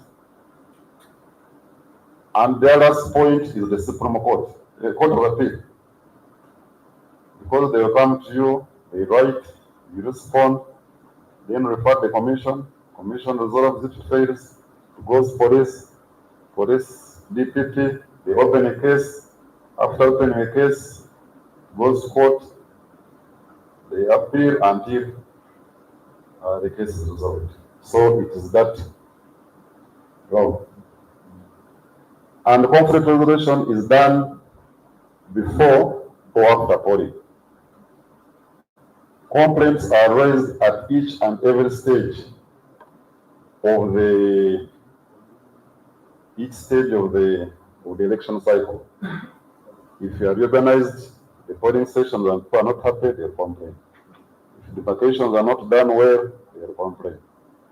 If the update is not done, display, nominations, and then campaigns. So we have conflict resolutions before and after polling. Prompt resolutions of disputes help maintain public trust and prevents post-election violence. Another role that the Commission plays is stakeholder engagement. Let me thank the Commission for facilitating this engagement. It engages the political parties, civil society organizations, because these are the judges, they're the ones who quantify. They're the ones who quantify the elections. Observers, they're the ones who come and observe, make reports and recommendations for a better future in those elections. These observers should be accredited. They don't just come and observe elections. Then these observers also, we have local and international. We have security agencies who ensure law and order, although they should act professionally and be impartial. The media, they should also be professional, report objectively, counter rumors and falsehoods. Then we have the concern of the minority. The Commission ensures that women, youth, older persons, and PWDs participate fully in the electoral process. Recently, we concluded the elections of the special interest groups, and they went on successfully. And we are happy that all our colleagues do participate in that, so that they are not left out. The elections of the special interest groups move from the village councils form the parish committees, and then the parish committees councils form the sub-county councils, then the sub-county councils form the district committees until we go to the region and the parliament. So what do we mean by council and committees? A council is everybody in the village that votes. But special interest group people have their own special register. Those people are mapped out of the National Voters Register. The National Voters Register is the Mara Register. Okay? So we got that voter register and pick anybody who is 60 years and above, qualifies to be an older person. We pick anybody between 18 years and 30 becomes a youth. Then we go on that register with specialized forms. These forms are approved by the medical council. We have codes for various defects on our end of people. So when you distribute those registers, the community will identify this one is this, like this, and then we form that register for that special category of the people with disability. We have had instances where people claim that they are disabled to benefit from this. However, there are mechanisms. If you are identified, you will be disqualified. Sometimes disqualified at a cost.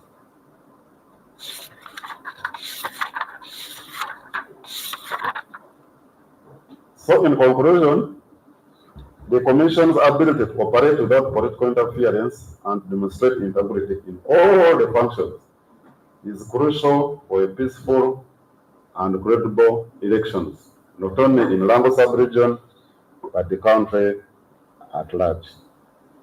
Thank you very much.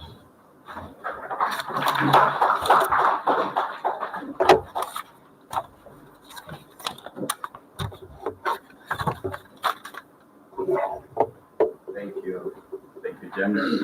Let's appreciate him properly. He has properly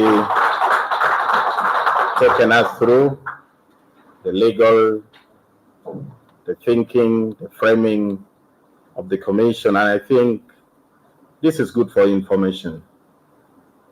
But I know other people will be ready to ask some questions. Now, as we transition, we have some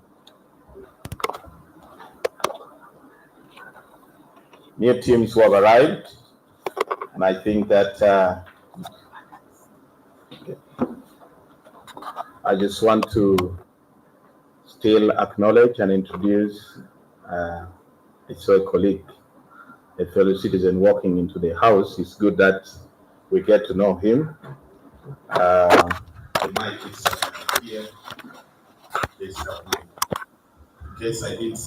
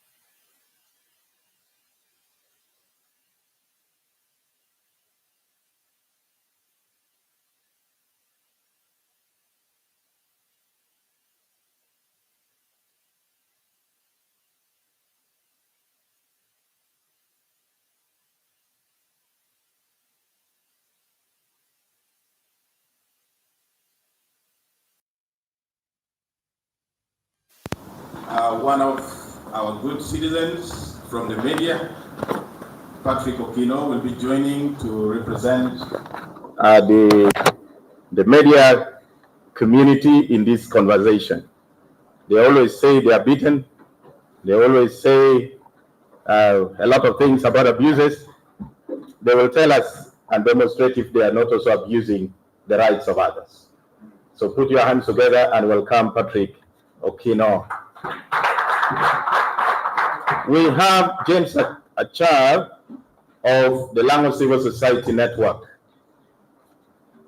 James manages the network. We have worked with them for years, and I think he has done a good job. Put those hands together. Help me welcome him.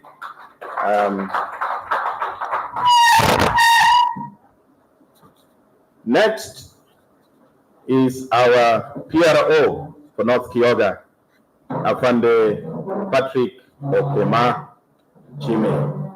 He's always responding to many of these issues, and he calmly says it. Even when somebody is murdered, he says it in a very humble way. You're most welcome. I think he's doing a fantastic job within the region. Next is Madame Rashida Adong, here represented by Mati Lem. She'll be representing WOPI, Women Peace Initiative. She's a women leader in the clan system and in the civic space. They'll tell us a bit about themselves. And I want her to be joined by a young lady. The name is not here, but I have the authority. You know, when you're given powers, you use it well. You can flex it. And what did you say your name is? You say it like I should hear.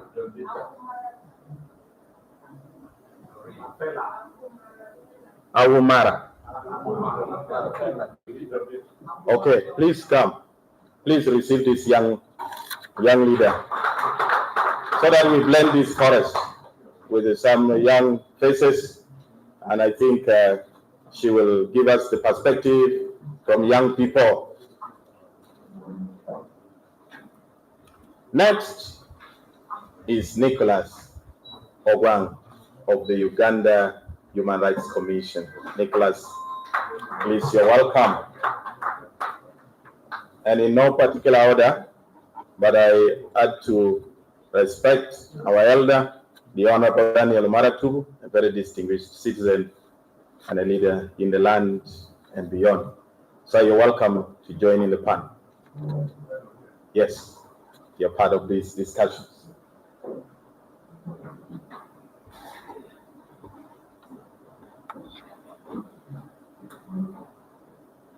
So we are going to start right away, and I think, please, Stewart, help me with that. You can move to the other side. Yes, the mic.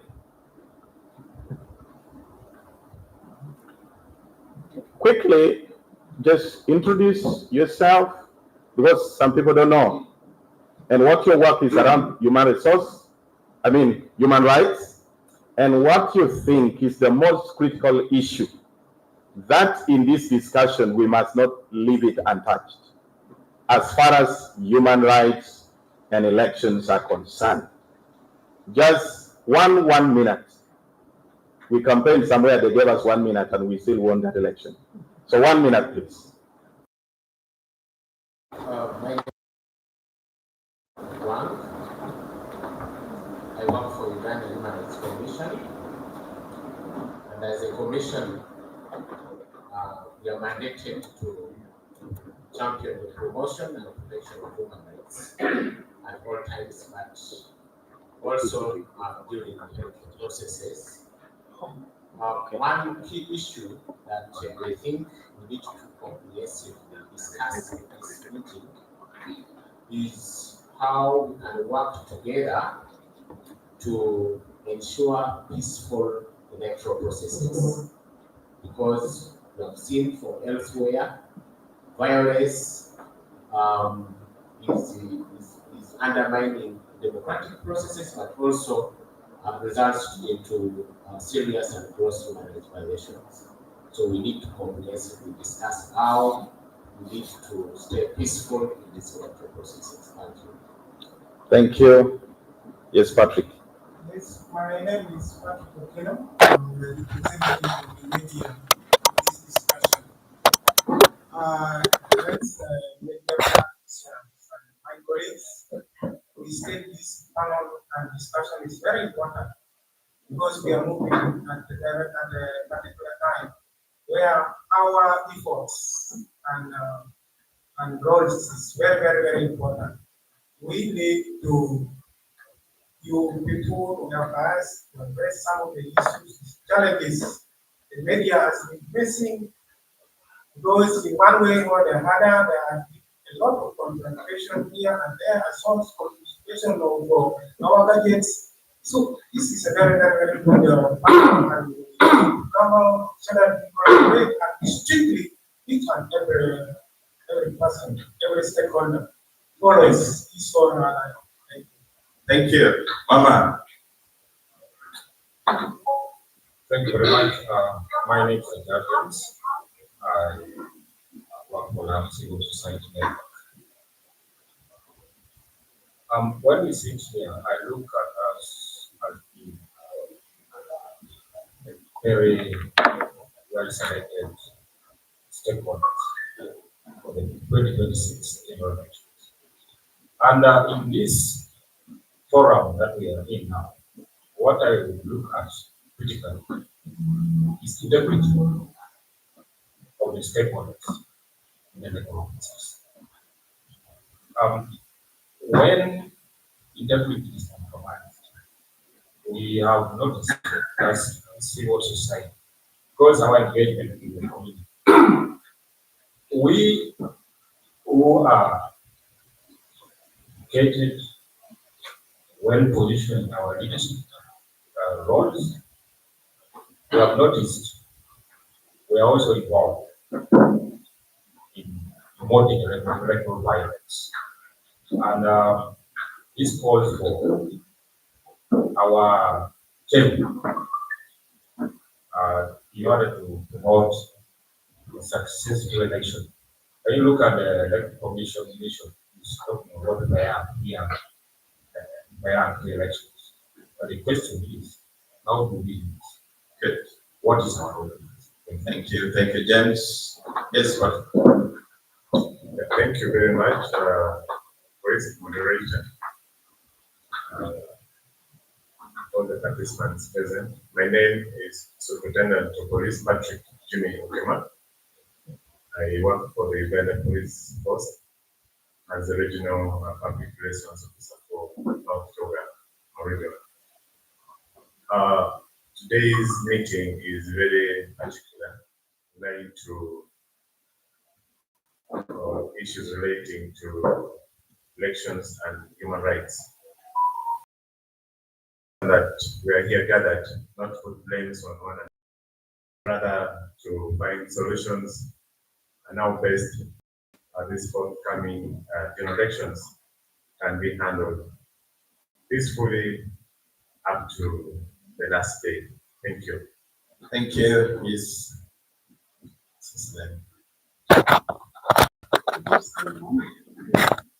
Good morning. Good morning, everybody. I'm Margaret Akolo Young. I'm a teacher by profession, retired, but I've been a human rights defender, a human rights activist, and recently I was a member of board of the National Coalition for Women Rights Defenders Uganda, and incidentally I was replaced there at the board level by Rashida Kocha. We've been working together with women peace initiatives in peace processes, in monitoring elections as observers, and working together with the Women's Situation Room. And currently we are being prepared to monitor this election. this coming election. Thank you. Thank you. Thank you, Lord. Next. Protocol observed once again. As I said earlier on, I'm Rafaela Jovita Aguma. I'm the Female Affairs, Railways and Representing Situ at the moment. My view, or my point of view is, we need freedom as youth to exercise in elections. We are not given freedom. People want to control us. People don't want to give us time to elect leaders of our home. Our own, I mean. They want us to be centered by their own views, by their own leaders. So I would advise that they should put in the note that they give us youth the freedom to elect our leaders of our own and of our choice. Thank you. Thank you. Thank you, Rafaela. Yes, thank you very much. Thank you, the Human Rights Commission, for inviting me to be here. As I told you earlier, my name is Daniel Maratubo, a lawyer by profession. Having graduated from Makerere some many years ago, 1972. I've also been in politics for some time. Really, the most serious issue to us, I think, in Uganda now, and that's in the past, is to have democracy, where really people vote for leaders they want, given the freedom, and also leaders, when they are voted, they agree to accept defeat. The history of democracy is there, and I really don't have much time. I hope I'll be given another time. This is just for panel purposes. In order for us to really have a working democracy, the first thing is to build a culture of democracy. Our ordinary people, the voters, must be told about their rights. And I think in Uganda we have miserably failed to educate the voters, the ordinary people, about democracy, about their rights, about governance, about good governance. So that when election comes, most of the voters are misled. And you can see how materialistic voting has become, commercialized. Once you educate the voters, the second most important thing is to build strong institutions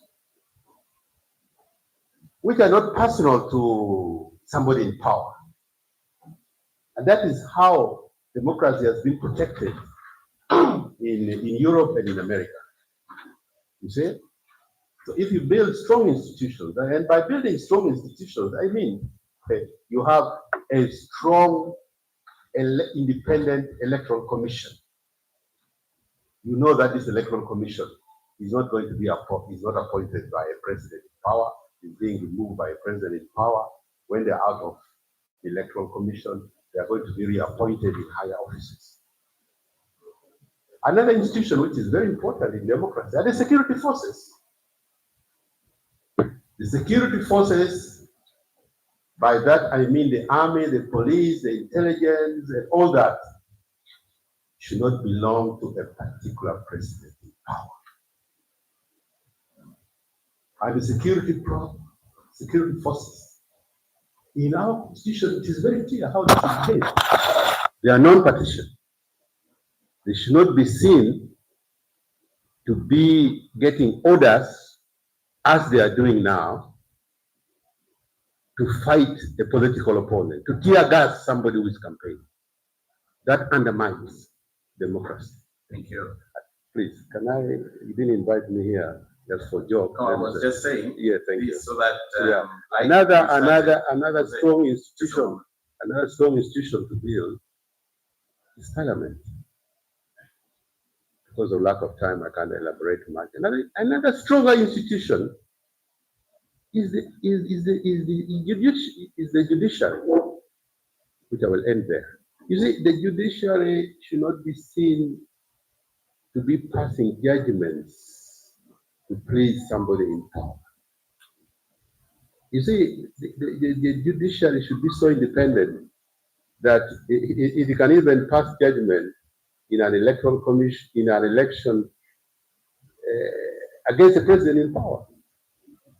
So if the judiciary is trusted by the people, that when I'm a parliamentary candidate and I can go to the judiciary, and the judiciary is not a cadre judiciary, but is a judiciary which is there for justice, to promote law and justice, then I have. If I'm a presidential candidate and I go to the Supreme Court and I know that this is the Supreme Court composed of judges who are not appointed by somebody, who are not cadre judges, but they are able to pass judgment based on law. That is how we build democracy. If Trump against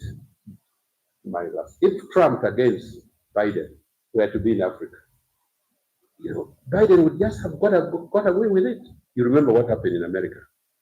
Biden refused, Trump refused in the previous election to hand over power to Joe Biden.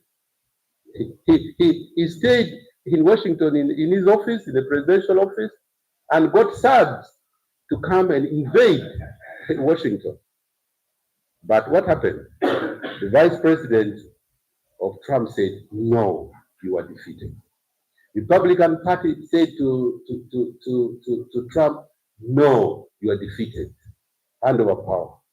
The army said, no, you are defeated. Hand over power.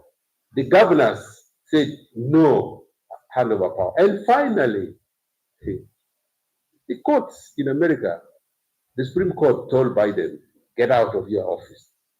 But if it was in Africa, Biden would just as commander-in-chief would give orders to his command, say, I'm not going to hand over, like in Mozambique. The president of in Mozambique, the latest election. Frelimo was thoroughly defeated. The man got 30%. But because they consider themselves a liberation movement, they refused to hand over power. They arrested the successful candidate, killed so many people. The man was sworn as president, and he's there in power. So democracy is very difficult to build. But because of limited time, and I hope I'll give you a little bit of history about how human beings developed this system called democracy, from autocracy to democracy. We have to sacrifice for it. If we don't, we have no future. We're going to be like other countries. See what is happening in Southern Sudan. It's the gun which is at work. See what is happening in Somalia. See what is happening in many other countries.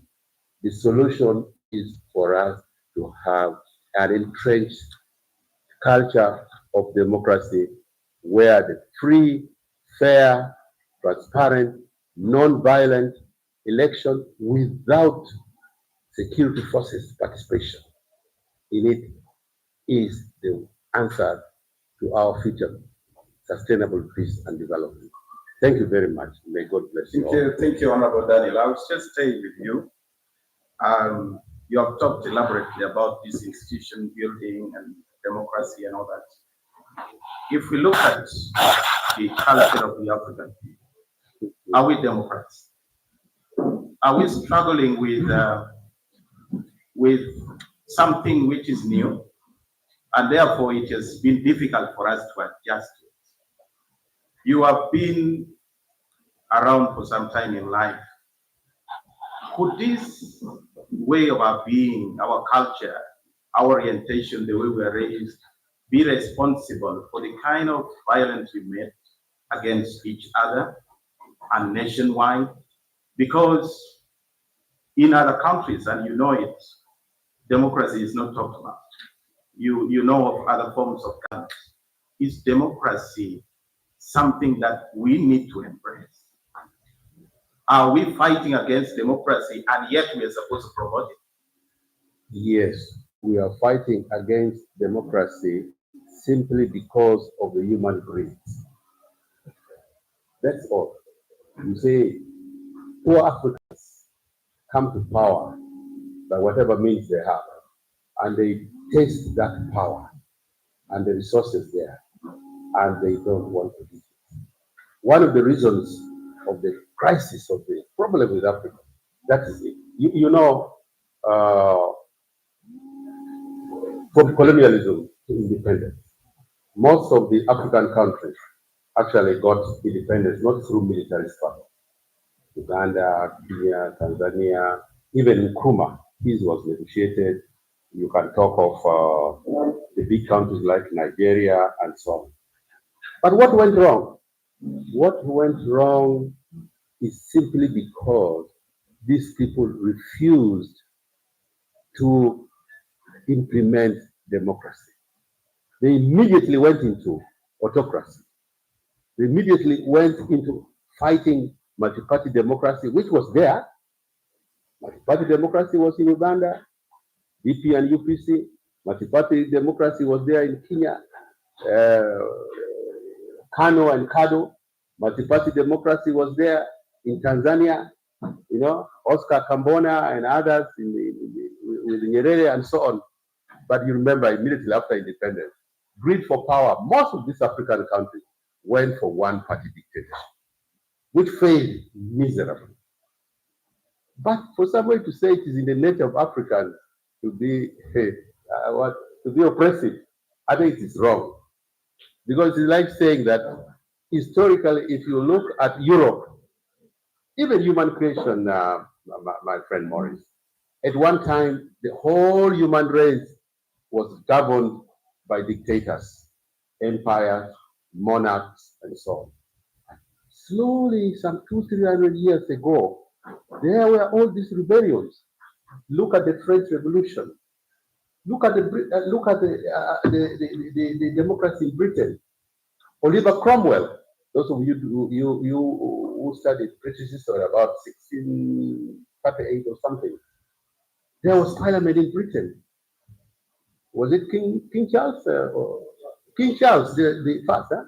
King Charles the First tried to interfere with the independence of British Parliament. Oliver Cromwell, I think he was a colonel in the army and so on. He grabbed the power, tried King Charles and chopped King Charles. Why? Because we want an independent parliament. So where we have reached, or the human beings have reached, it has been years of struggle from oppression, whether it is in Europe generally, or whether in America, because at one time all human beings were governed by oppressive. Even Uganda, look at our kings. The Kabaka of Uganda, you know, it could just say, you know, don't do this. The matters, the Uganda matters, you know what happened. You know what happened in other places where we talk in Lao here and so on, how we used to behave. But that is a stage in human life. Progressively, we got ourselves, bracket, modernized, civilized, religion came in, talking about human freedom, human rights, and the respect of human lives as supreme. Now, when the British came here and left us with independence in 1962, there was independence in 1958. I saw it. That is possibly the best election I've ever held, without violence, without corruption. The other election I can remember is the election for people who went to make the constitution. I'm sure Morris, you already at that time. It is one of the best elections we have had. No tear gas, no bribery. You know, the government never, even President Museveni didn't go around saying elect this. All of us were independent. 234 people were directly elected to make this 1995 constitution, plus a few were nominated. And we made the best constitution Uganda has ever had. I'm very proud of it. But what has happened now? Human greed is not typical to Africa. So institutions stop it. We are 2-term limit, it has been removed. Age limit removed. So what Ugandans need to do is to put their feet down and say, no, internal democracy within NRM, internal democracy within political parties. And once you have that, and you have strong institutions which can say no to anybody, including the president, no to wrong orders to security forces, to the army. Just don't go because you're not a machine. You're going tear gas, body wine. A police, you're not a machine. Tear gas, orders from above. Then we need to have artificial intelligence now to be in our security forces. A security officer is not an artificial intelligence. Use your common sense. Is this right? Should I tear gas or not? Should I obey these orders or not? Unless that is done, the future of democracy, as we have had, we have not had any free and fair elections ever since 2006, 2001. You know what is going on now. But we have closed our eyes. We have closed our eyes. Okay. Thank you. Thank you so much, Honorable Daniel. And we're still framing this discussion so that we are able to honestly have a conversation where we are informed. America is now more than 200 years old as a democracy. Uganda has just crossed some 60. Some people are here as old as Uganda, or slightly older than Uganda, or quite younger than Uganda. Like you have traced from human group. This is something which is personal to all humans. When they have power, and when we come to our culture, I actually wanted, when you were framing that, I wanted to invite the Prime Minister. Just let me finish. There was not action. Remember what he says. Power corrupts, and absolute power corrupts. Absolutely. Thank you. So you must restrain the person with power. So we have a generation. Most of the people who hold power have been raised. We see how from the homes, from the clan systems, before even talking about government, how you prepare us to be leaders. Sometimes very autocratic, the way the father leads, the way the mother leads. And so young people seemingly are prepared to be brutal. They may end up in security forces and in many deployed spaces. Do you think that we need to rethink nation building? Because right from culture and the Prime Minister, I wish he can have a seat there. Are you raising for us dictators? Then you finally deploy in government and blame us that when we get there, we are corrupt, we are greedy. Because I don't think people learn to be corrupt when they finally become prime ministers. You learn it along the way. So sometimes we are dealing with years of human rights abuses right from home. And when they finally become officers, whether in uniform or senior colleagues in government, civil society, their fathers and mothers, we almost are recycling the same thing. Is this something we need to reflect about? Because we are expecting the fruits of what we did not sow. Because we sowed in violence, we sowed in human rights abuses. We already taught our girls and boys to steal. We never raised them well. As a veteran politician, how have you contributed in raising younger generations? Politicians are rising in this land. Some of them are in political parties. In fact, if you look at every institution of governance, we are in a crisis.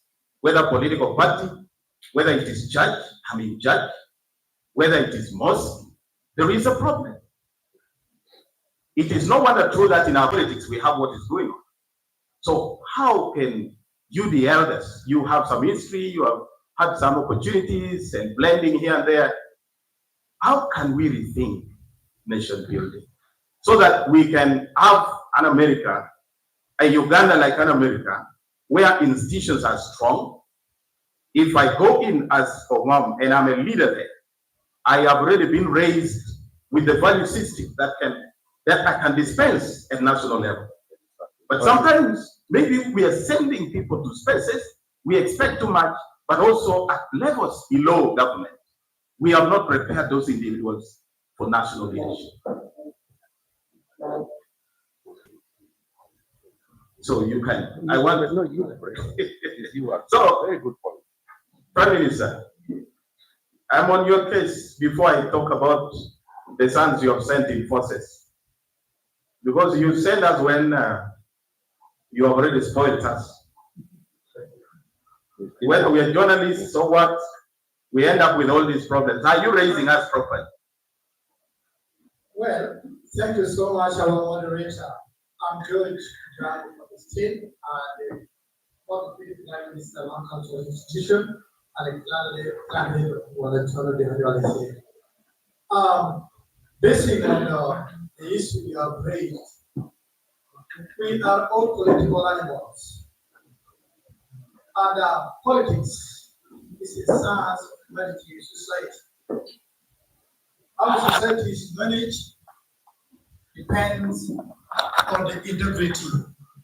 How Daniel Omar has spoken here about what Uganda is. How in 1995 the constitution of Uganda was promulgated.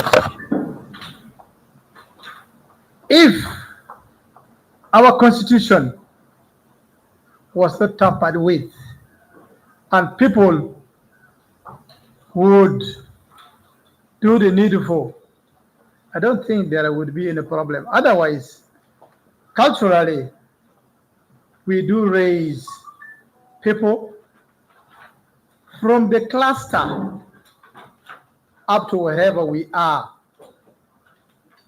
And each and everybody, from wherever we are born,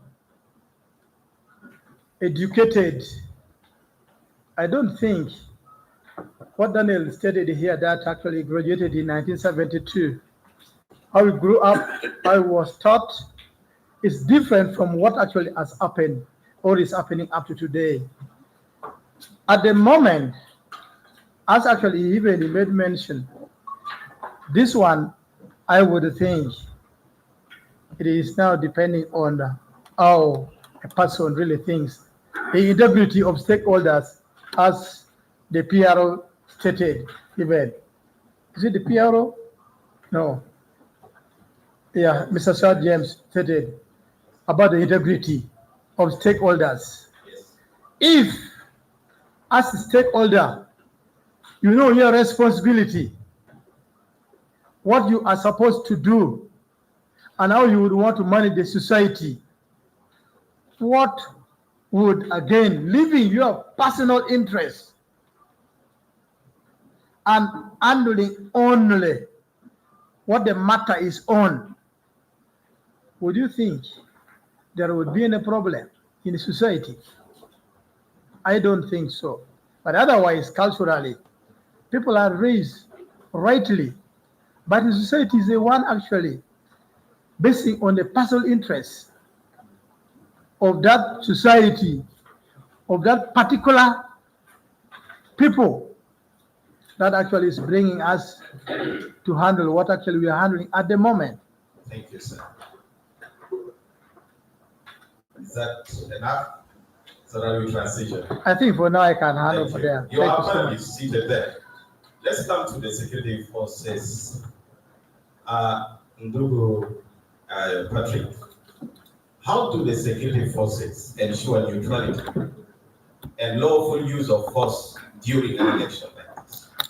How can we balance the law, the human rights of the people?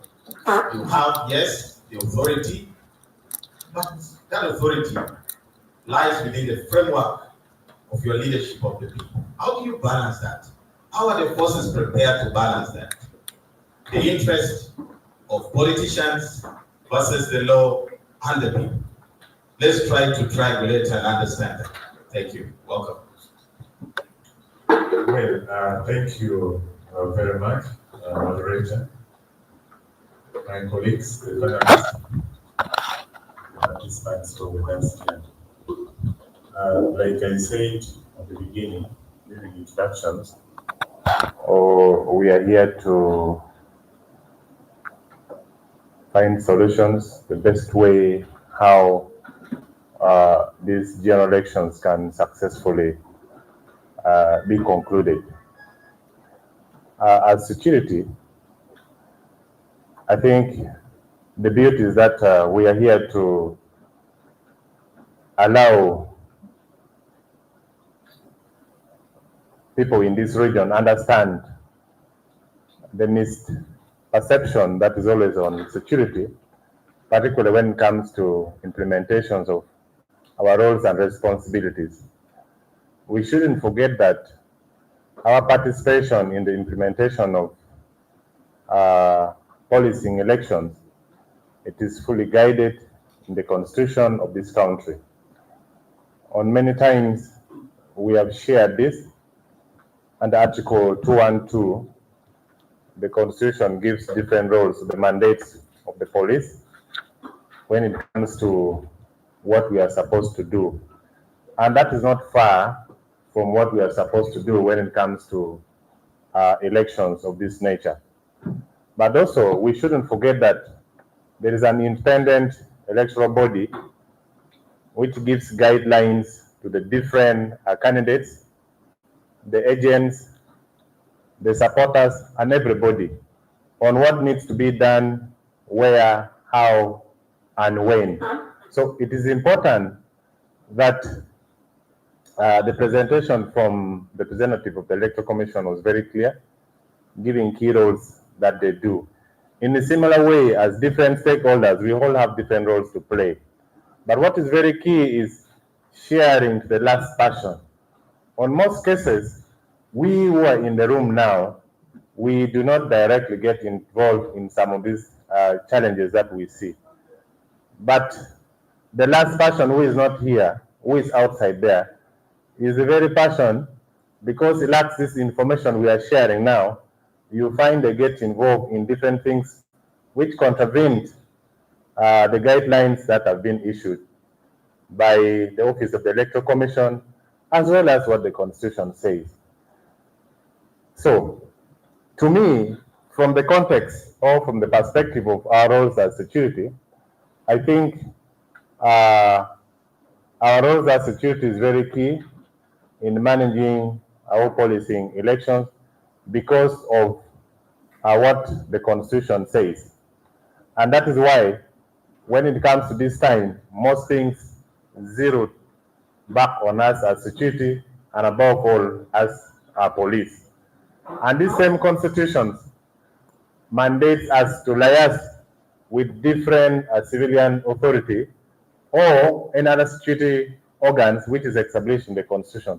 That is why on many occasions when we get overwhelmed, we involve our sister forces like the UPDF, the Uganda Prisons Services, as well as if it requires, we also have Uganda Wildlife Authority. And these are key people who have been recognized in the constitution. Unlike we have sometimes back in the city here, we had a team who call themselves the Bouncers Association. We disassociated ourselves with this group because at some point they're becoming insecurity into any function. And we made it very clear, I am happy, unless otherwise, that as I speak now, their operations are drastically reduced because they are not recognized anywhere in the constitution. But you find even the informed person at a position of someone who wants to be a member of parliament is involving this person to give protection. Yet this person, if he does something which is contrary, will definitely not be held accountable. So it is important that all of us get to do things in conformity of what the law says. So as police, I want to give hope to our elder here, the Honorable Daniel Umara Tubu. He has been in the system for long, and the message we expect from him should be really a message of peace, unity, that brings. I know at one point it may be touched, but the only challenge that we see is what I've just said, that the last person, a case in point, just on the 20th of this month, one of the candidates was having a rally, and the supporters of this candidate attacked one of the journalists in this city. And you can imagine what message was this candidate giving to his or her supporter, whom he or she expects the supporters to be doing things that the law requires them. So these are things that we really feel as leaders we should be sharing out, so that our people we are going to lead. Because at the end of the day, as a leader, you are the one showing direction to the person you are going to lead, but not the person whom you should lead should guide you on how you should lead him or her. So this is one thing that our leaders should equally look into it. But otherwise, as police and other security agencies, we want to pledge our commitment to seeing that all activities that we do, it is in line to what our mandates tells us to do. Thank you. Thank you. Thank you, Afande, Patrick, for that. Over to you, Nicholas, Uganda Human Rights Commission. How is the Commission monitoring, preparing, and responding to some of these election violences which come through elections? For example, some people are talking of blocked rallies. I don't think it has become so popular, and we thank the forces for what is going on.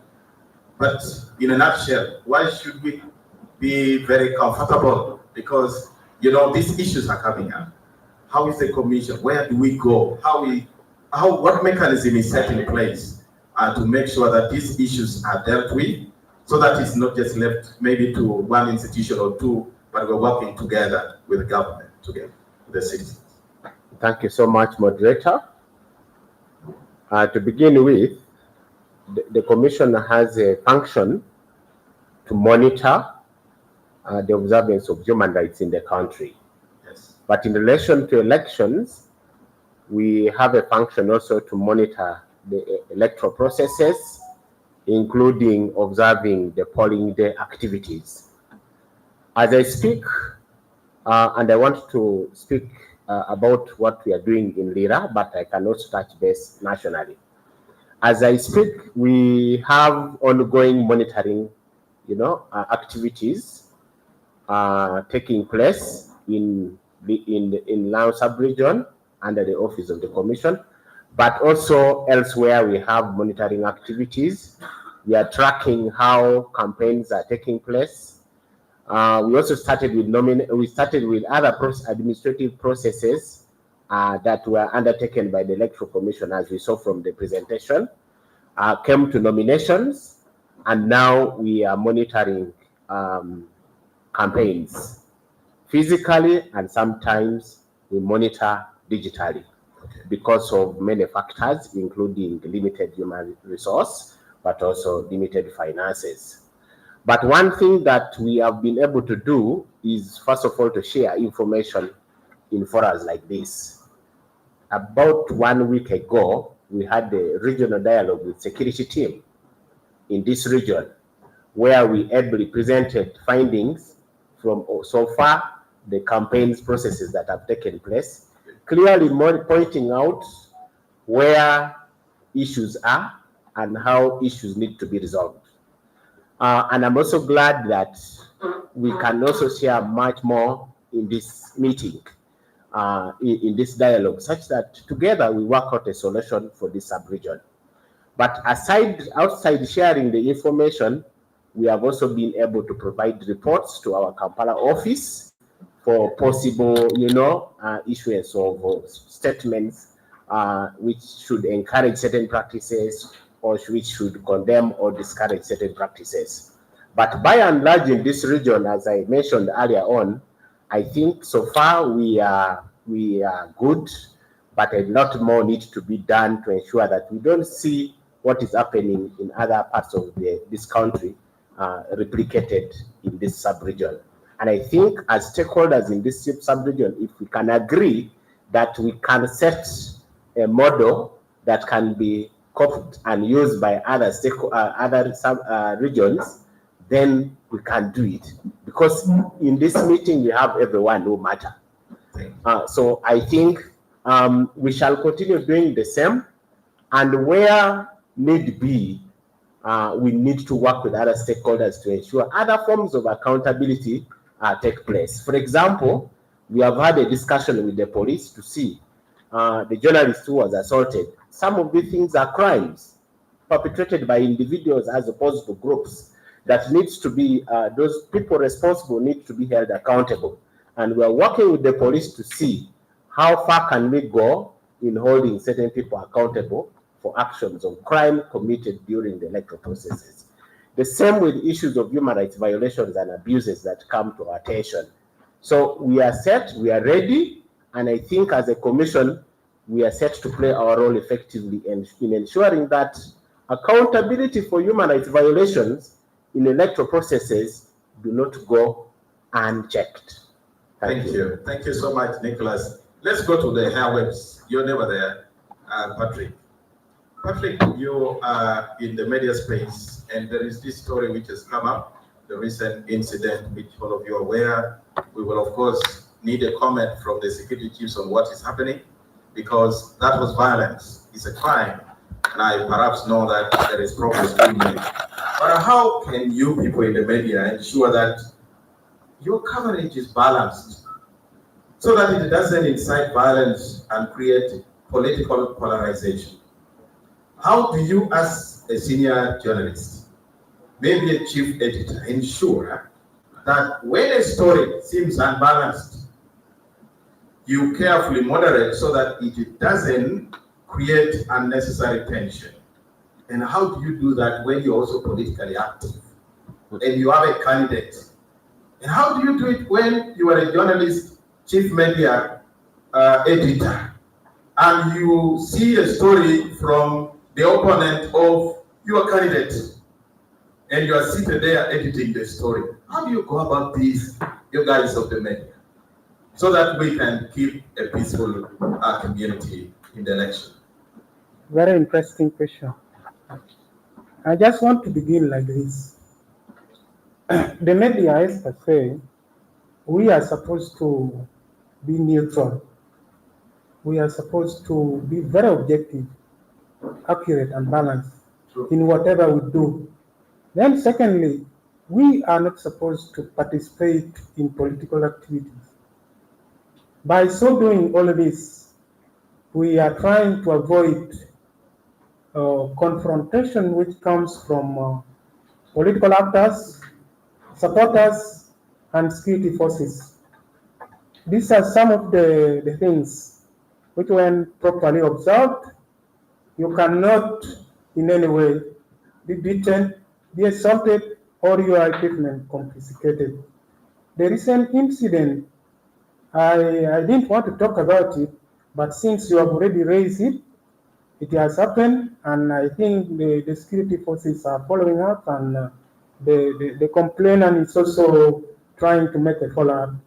Let the security team conclude their version of the story, and maybe we see what to do.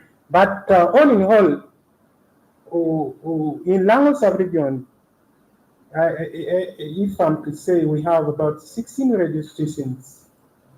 Out of these 16 registrations, every registration, I suspect they have a detailed policy which guides them almost on a daily basis on what to be done, which story needs to be balanced, which story it's supposed to just go like that. But in one way or the other, I could say, because some people, I could say, subscribe to some political party, which is even against the Media Council law. Because according to the Media Council, if you want to join politics and you are in the media, you're supposed to leave. After finishing what you have gone for, then you come back. But in one way or the other, my friends, my colleagues try to bend this law by participating very actively and at the same time use the platform to market the candidates of his or her choice, which is even very dangerous because the other opponent will listen and say, this person, and you become a target, definitely. You become a target. So when they beat you, they do anything on you, it is now upon you now. Then you are going to come to us and start saying, I was beaten, I have gone to do ABCD, but actually when you investigate and find out properly what happened, because some of these political actors and non-political actors try to follow each and every steps we take, every talk shows, every phone callers. When you are moderating a program in the radio, they follow from A to Z. So when you are moving outside there, you need to be very careful. Or before you move out, when you are moderating a talk show, try to be very careful. Try to observe the culture of journalism, where you need to be very accurate, balanced. Then you don't participate in politics. If you want politics, go. Then after 1 month, you come back. Because I understand by next year, around January and Feb, election will be over. You're free to come back. Definitely, I do agree with you that those challenges are there and it needs a lot to be done. And then secondly, I would advise my colleagues in the electronic, especially senior people like those of Action Apunyo, Red Joe, try to guide your reporters. Tell them, please do A, B, C, D. Because some of them go overboard and they start marketing a candidate of their choice, which is even against the law. Then at the end of the day, things will be terrible. Thank you. Just a short question and then you hand it over to civil society. How do you even ensure that there is a balanced provision of airtime for even parties that do not have money? Less funded, they don't have access to resources, but there are also good leaders there. They are also upcoming. How can the media houses really balance the coverage, whether it is airtime, whether it is print media coverage and all that? Because we are talking about promoting a society where we are inclusive, and yet you are balancing. You may have also your small political party, and you are involved in that space. Just briefly, under 1 minute, if you may. Okay. Now, I just want to give you a little bit back of what is happening at the moment. We have 3 mainstream media. When I talk about mainstream media, I'm talking about New Vision Group and the rest. Under Vision Group, we have 24 platforms. Then we have Nation Media Group, that is Monitor is also under them. And then Next Media, where RDS is. In those media platforms, we have dedicated spaces for these political actors, those who are campaigning candidates, and at times, some of the supporters, we are giving them free time. We have their representative here, MPs as a representative, MPD as a representative, and even government as a representative here. We have that thing going on. But I cannot say anything about the electronic media in now, but what I know, they always provide some space. Later will come up and they will take responsibility. Thank you. Honorable Daniel wants to ask you a short question. With a small comment after that. When the human rights of a journalist is abused, what do the journalists do. I'm giving you 3 examples. One is the recent by-election in Kawempe, which was thoroughly violent. A journalist lost his eye, another one lost a leg, another one, somebody gave orders. And, security forces after my orders. For me, they don't take it. I don't blame them. I'm blaming the orders, the people who are the top, for give orders. You saw what happened in Kawempe. Tanks, all sorts of things. Yeah, that's in Kawempe. Then you have the other case when in the last election, when there was rumor that Bobby Wine was arrested and there was chaos in Kampala. There is a classic case of a journalist who was just taking photographs and beat that person, took his camera, did everything, and the person was left. The third one is when there was a group of journalists or something taking their report to the human rights group in Kampala, into the European Union. And this time it was not the police. This time it was the military police, commanded by a colonel, who waylaid the journalists taking their report to the European Union and beat these journalists thoroughly. Just journalists who are going peacefully to take their report and their views to the European Union to know how they are being abused. So all I'm saying is, with this known abuse of human rights of journalists, what do you people do when you are abused, when your human rights, when your freedoms are abused? What do you do? Or they just you're just there. Some of you, of course, belong to the system. They are very happy. Okay, briefly, I want to respond like this. It is Human Rights Network for Journalists who always struggle very hard to protect the rights and freedom of journalists. Uganda Human Rights also help us in one way or the other. But unfortunately or fortunately, even this security team also, after beating us, we also go back to them. So crying to them, and we try to say, you help. Okay, thank you. Yes, you want to answer something? Yes, please. Okay. Me, moderator. Yes. I know we are regional leaders, and if only we could bring examples that within the context of the region would be very good. Within your jurisdiction? Absolutely. Okay. The case of the journalist, I can confidently say yes, that incident happened, and the victim himself reported the matter to the police, and as I speak now, the issue is being handled with all the requirements that is there.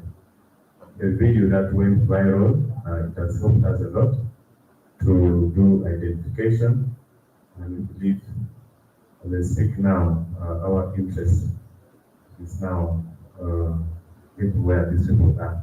But of course, I cannot disclose other things here, but so far so good. I have read a statement from the Journalist Association in this region condemning that act. I think that was good. And of course, the chairperson, I think, is here. Let me quickly to add on something very small. It's about public order management. Public order management is a law which is now effective. It's working.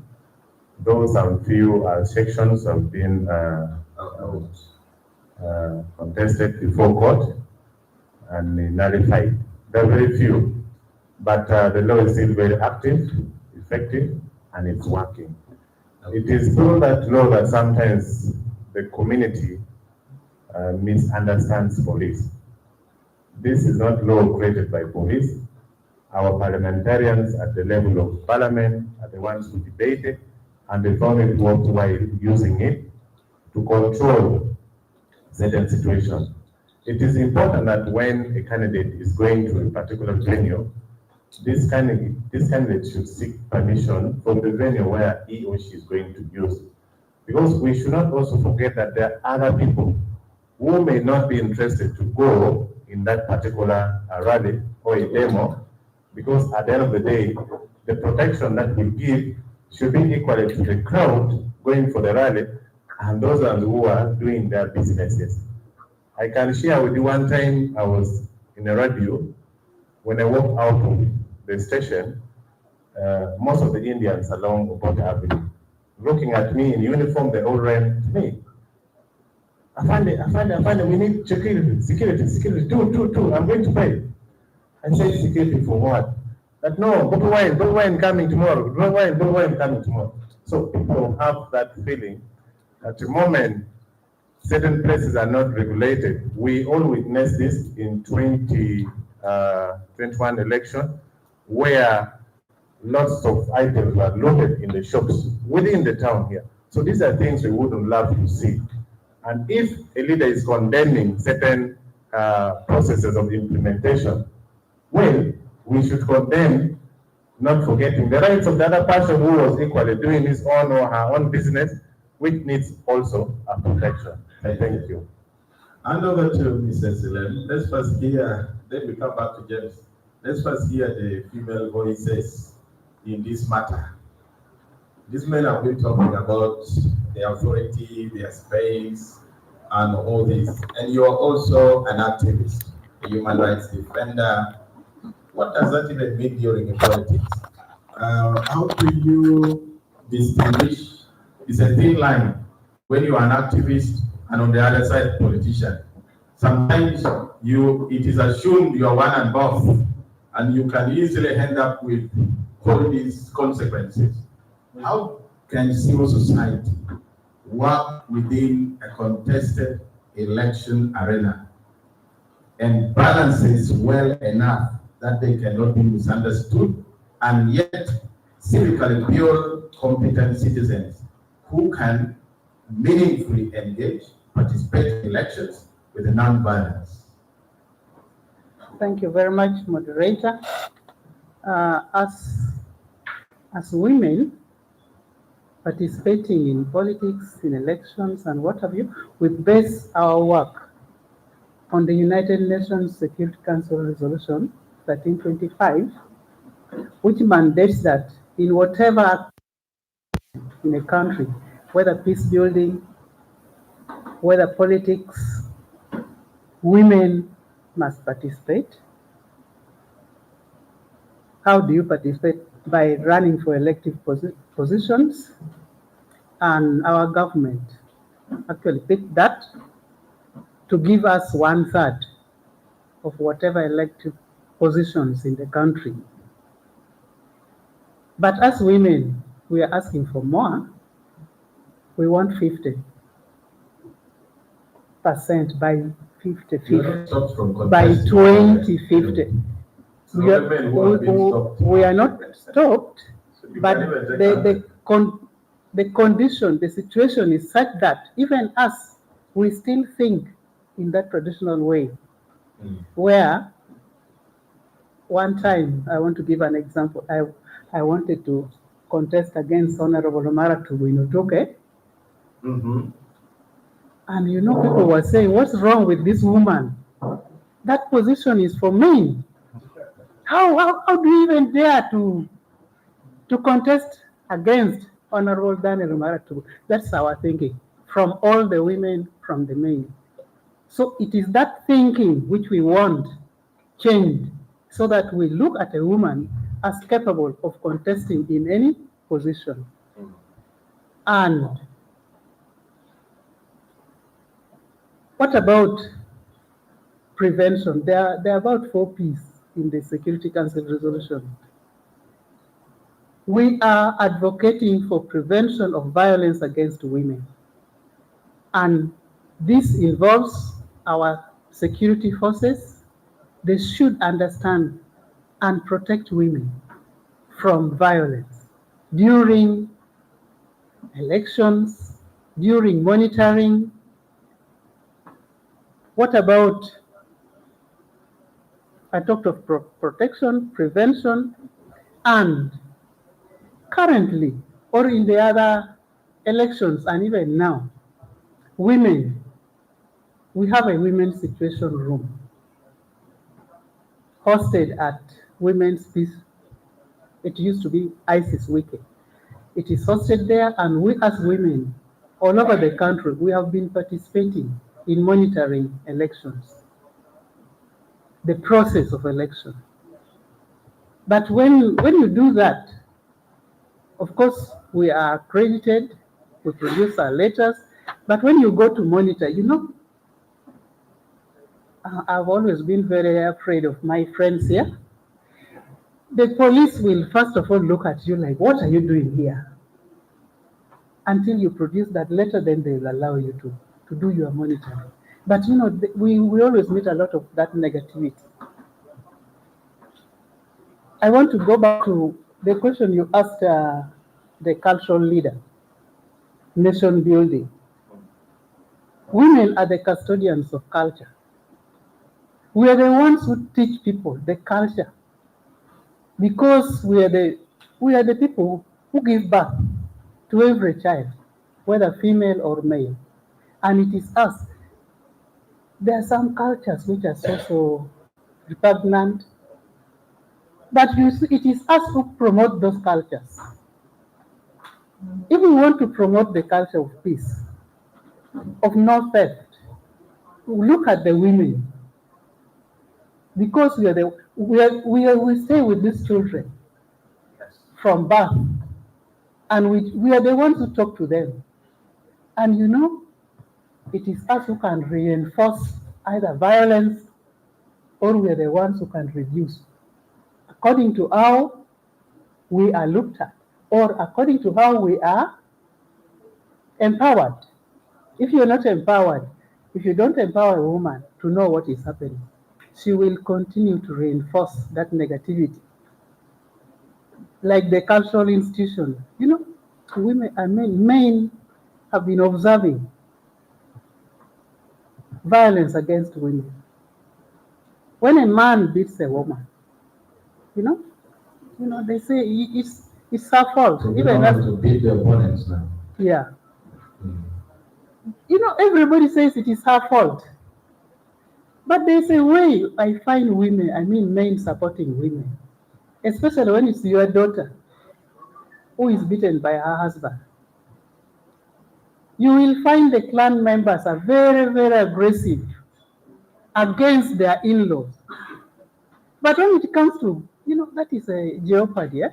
When you come to your own in-house, you will find a man supporting a man to commit violence. So for me, I would see that if we want to do nation building, to produce upright citizens, let us look at the women. Make sure that they participate, make sure that they are protected during whatever process, whether it is electoral, whether it is peace building. And if I were the convener, of course, you are justifying the big number of the men here because of their positions they hold. Why don't you employ women in those positions? They will answer. Why not include women in those positions? Why is it only the men who are commanders, this and that, PRO? Why not train the women, and so that we have a balanced room? I think for now I can stop there. I'll come back later. Mother, let me get to James. You have been around in civil society, and we have been at the center of civic education and the rest. What are you exactly doing right now in this election?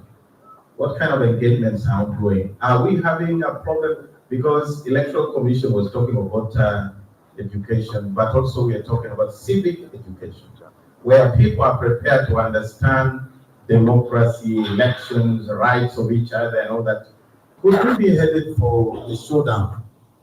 Is it going to be better or more challenging with the voices of civil society beaming, because financially we seem to be limping and not investing enough in these spaces? Thank you very much. I think the issue of civic education is not just a responsibility of the civil society organizations. It's a responsibility for each and every stakeholder in the electoral process. Where, when I move out here, then I get a person whom I believe is a voter. It's my responsibility to tell that person how the voting will take place and what do we expect them to do in the voting process. I want to take us back to the by-election in Dokolo, the previous by-election in Dokolo. It was peaceful, according to us. Because as civil society, we put a lot of interest on civic education in Dokolo. And I was talking about electoral integrity when I opened the discussion. You know, these people, the voters that we have, they are very vulnerable people. And being vulnerable, it is us who know what to do, who do the wrong thing. First of all, we manipulate them and use them wrongly. And some of us, even the educated, the elites, who know what to do, are even being more manipulated. I want to ask myself and you to reflect on what happened during the NRM primary elections in Lira City and elsewhere. How can somebody who understands what to do allow him or herself to be transported and hidden in some place for some days? For days. Simply because somebody wants to vote for him or her. This is where the integrity issues come. For me, I don't think I can accept that kind of thing. So it means even within us who are educated and elites, there are people who need even more civic education than the people who are in the community who need them.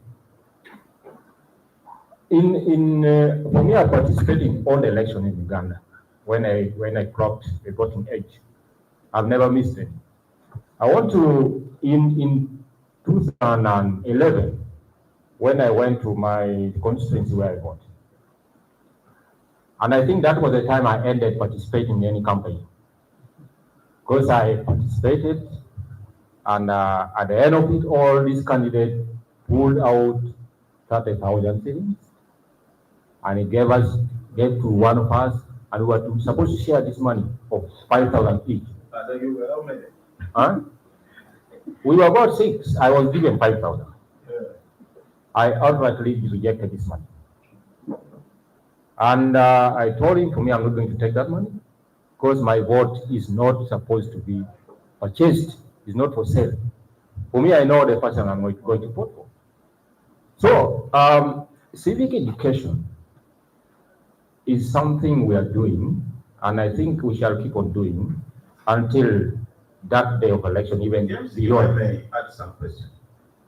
You rejected the money because you had also money. No, I didn't have. Was your pocket empty? My pocket. How do you balance that situation? How can a poor person who doesn't earn anything and that day is hungry, like in the biblical space, where Esau hunted for the whole day and returned, and his brother was busy enjoying soup. Then he said, my brother, only soup can help. But he said, can you first denounce your right as the first son? So that once you say that, I'll give you the soup. So, do you think our electorates, the majority of them, are in a position to act like you acted, given the prevailing economic conditions which have pushed them to the corner? How do you even provide civic education and they understand in that context? The issue is not about having money or having money. The issue is about manipulation. If I don't go and give this money, these people will still go and vote. But the question is, why do we give the money? It is the people who give the money who are on the wrong side. If I don't carry my money, then I go and give somebody who doesn't have the money to buy a vote. This person will survive. He has been surviving on his or her own means, and they have been voting. Yes. The question is, if they can go and vote without you giving them money, why would you give them money? Now, as civil society, we are emphasizing. I know it is not a one-day's work. It will take years and years and years to change the mind being set by people who understand how things should be done. And these are not another people, but it is us. I want to implore us here. If we go out here, some of us could be having even 100,000 in a pocket right now, or even more, and somebody gives you 5,000. Would you refuse the money? You would not. You take the money. And this is where Uganda is heading, which is very wrong. We believe every money must be taken, which is not correct. And this is a work of the civil society, providing this civic education to remove that kind of mind that have been set. And you see, civil society organizations are organized to help the community in that area. And being one of the human rights advocacy and good governance promotion forum, we shall not leave this one out. And I want to take it back to the media. There are talks from the civil society fraternity. We hear a lot of things. There are talks. One of the reasons you are being attacked is people believe you people are receiving money from the contestants. Some of you. And we cannot hide here because for us, we are part of the civil society, and there is a civil society talking. That's you receive money. And now, if the people whom you are interacting with, and you know they're supporting for candidates, already believe you are being compromised, how do you think they will feel comfortable interacting with you wherever you are going to participate in the electoral process? And when that happens, I know the law looks at the violence itself, the beating. What about the pre-beating processes? Who has this? So this calls for a check in how we conduct ourselves. So, ladies and gentlemen, the issue of election, civil society believes is not something that we should take to destroy our community, because it is the same community electing you, and you're coming back to lead them. And in election, there is winning and losing, which we should all accept. Thank you very much. Thank you. I reserved our daughter here for a reason. You say you're being blocked. They say you are the ones being used to perpetrate violence. The young people are the ones who beat. Now you're not only talking for girls, but also for the boys. Because we deploy them to run around, to beat people, to carry them. They are the bouncers that our father was talking about. What is it that young people need in an election? Are you sure you know what you need in an election?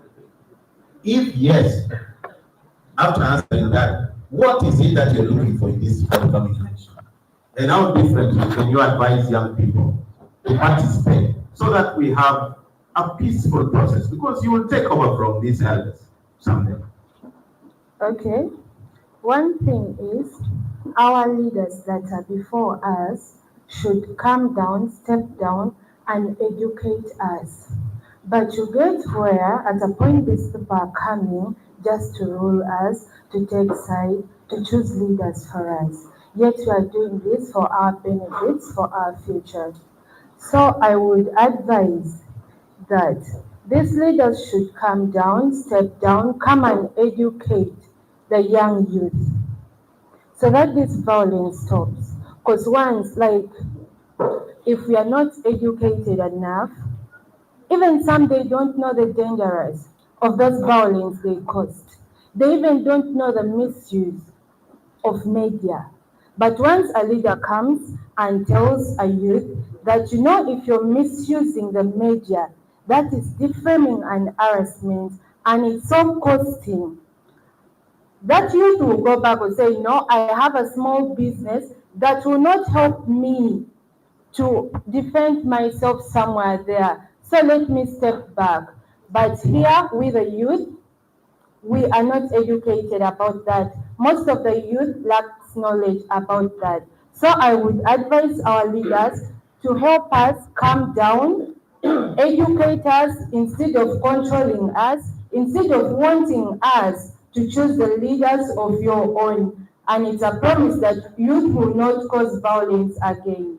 For some of them, they don't know the repercussions of the violence they've been causing around. And also with the security teams, they should not take sides. Like if there is voting, security teams should not take sides. They should just tell us, youth, calm down. You are the next leaders of tomorrow. And then you allow us, you give us time to choose our leaders. But you get whereby a security team maybe has been given something little, so he wants to take side, not knowing it's going to ruin the future of the young leaders coming. At a point where we do vote some leaders and they don't represent us in the council, and we still keeps remaining behind, yet there are a lot of projects coming, and we the youth, we can't get this. So we should be given enough securities, but they should not take sides. And another thing, we need to be given our own time to sit together as youth. But they should not divide us because you're supporting this party, you're supporting this party. No, party should not be involved in elections. They should let us do our things and in peaceful. Because if we are being educated, we'll be knowing what we want for our tomorrow. I think that answers your question. Thank you so much. Thank you. Let's appreciate the panel last far. I want to help me. Yes, Anthony can help. I'm told that there is a youth leader here, fellow youth leader, the male one. I want you to come up and pick up from there. We are transitioning into the plenary now to have discussions. Our lunch may be ready in about 30 minutes, so we have some time to have conversations. The mic will now be moving down so that we can contribute to this debate. And we are starting with you.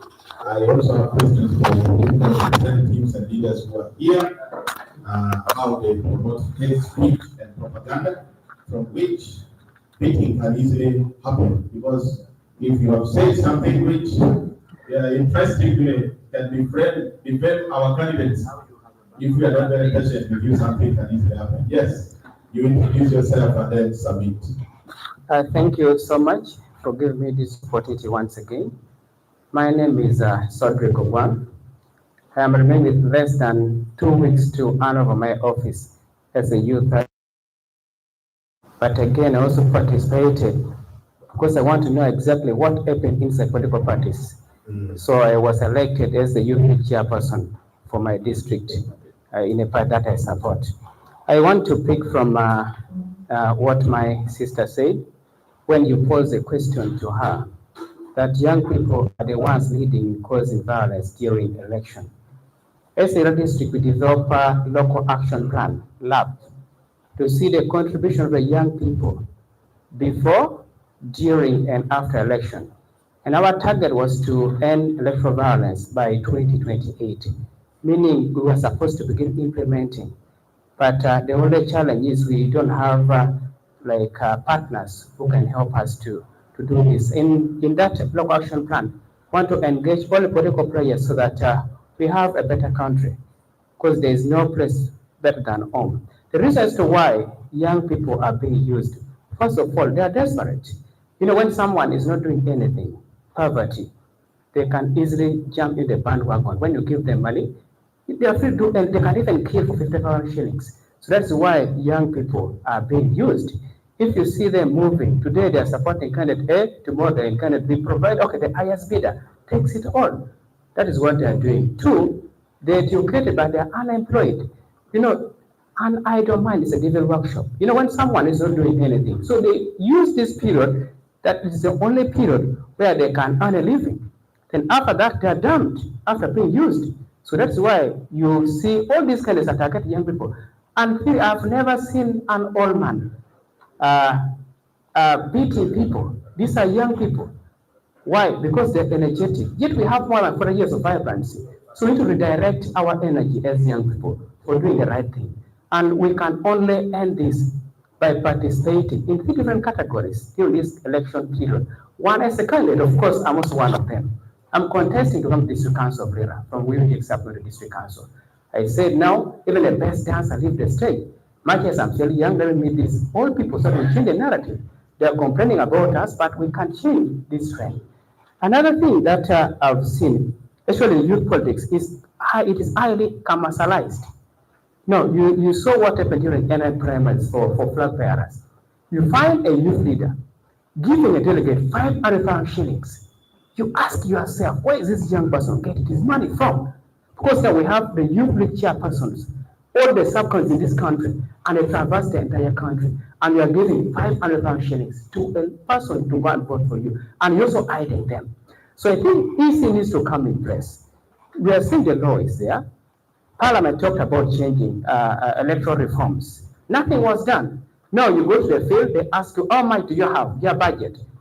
You say 1 billion, please try other position. So I think EC should come in place so that if they get any candidate using money to buy voters, they should be disqualified from the race. And it's happening also in local government election. That's why you find us electing people who can deliver for the community because they first want to recover their money. And talking about media houses, because a young person like me cannot pay for a talk show. Look at their selections. Those are what's supposed to be hosted on a radio program. You will not find a young person being invited. They just invite all people to speak on our behalf. Yet we also have what to say. We can also guide our fellow youth. Remember, a young person listens to a very young person than an elder. Now you go to the talk shows, you find youth not being involved in discussion. Maybe they think we have lack what to say. And finally, to my comrade, the journalist, remember, an attack on your friend is an attack on you. Today they are attacking this journalist. Tomorrow you'll be the next. Because things are okay for you. If you have a committee that are disciplinary, if what your friend is doing is unethical, you need to call the person to talk to. But when he or she is targeted, you need to condemn the act. That is what I can tell my. Thank you so much for giving me this for that addition. I think that makes so some take home here, especially you, the journalists, those who have power over the electronic media and the rest. Can you have young people talk about their issue in this election? Invite them, different causes. Write about those opinions.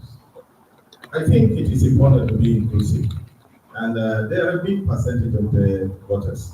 We are already rolled into the plenary. You will raise your hand, but the political leaders who are here, UPC is there, UP is there. How do you let the mic start to come from behind here? And then the rest will speak as they raise their hands. Yes. You did my civil society organization, and you did with the youth. Why not part of disability? Let me first come back In fact, you have just raised the voice, and you have the mic next to you. Let's listen to you, then we proceed. Yeah, thank you. That's another very serious communication. Yeah. Please go on. Yeah, thank you very much for having the opportunity. I'm called Matthew Mara. I am a disability activist. I am a chairperson of Nudipo Lira. Nudipo means National Union of Persons with Disability of Uganda.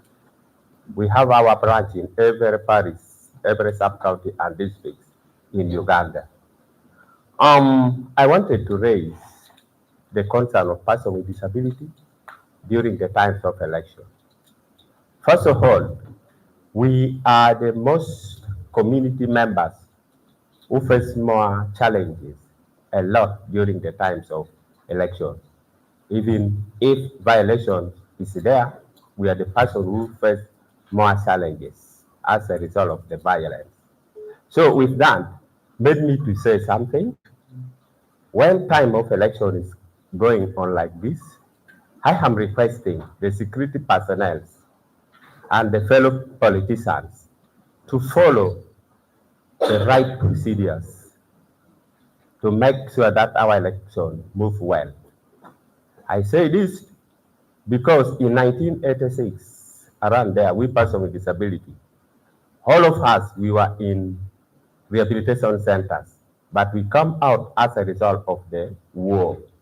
So in 1987, we formed our organization called People to make sure that we transformed our person with disability to the dignified society, because the mindsets of our community members are very negative to we person with disability. It is in the mindsets of our community members that we are the dependents, which is not okay. We are all human beings. We need development. We need to do everything like the citizens of this country. So when the election is going like this, we are pleading to make sure that we cut out persons with disability in different corners. We wanted also to be elected to represent the people, the general people, not only persons with disability.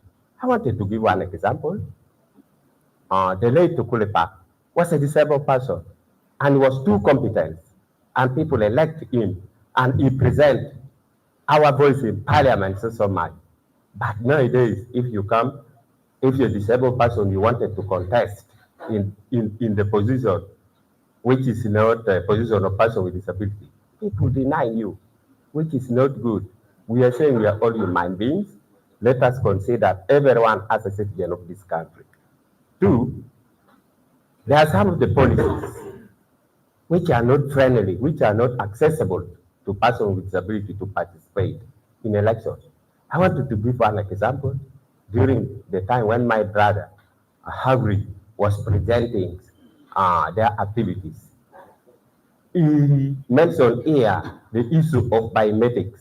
I'm a disability activist. How do you think I'm going to support the issue of biometrics? Yet we have some of the people who are amputees. The others, their fingers are not there. For example, those who are affected by leprosy. So when you come with the issue of biometrics, how do you feel that person is going to vote freely? So I'm requesting him to go back and revise that policy, if possible, to revise when you amputees, you're a disabled person.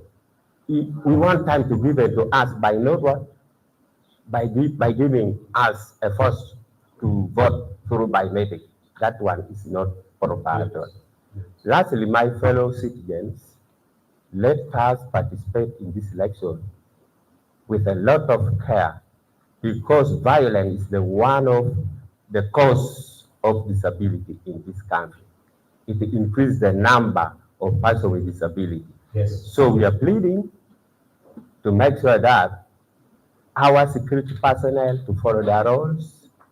We are requesting the journalists to follow their roles, not to enter into the politics. If you want to go and campaign for someone, please, you put down the tools of the journalists down, then you enter to the politics straight away. I beg to stop there. Thank you so much. Thank you, Honorable, for that type of submission. I think he has got some aspects which you need to talk about, especially what you have for personal disabilities in the voting process. He will respond to some of those soon.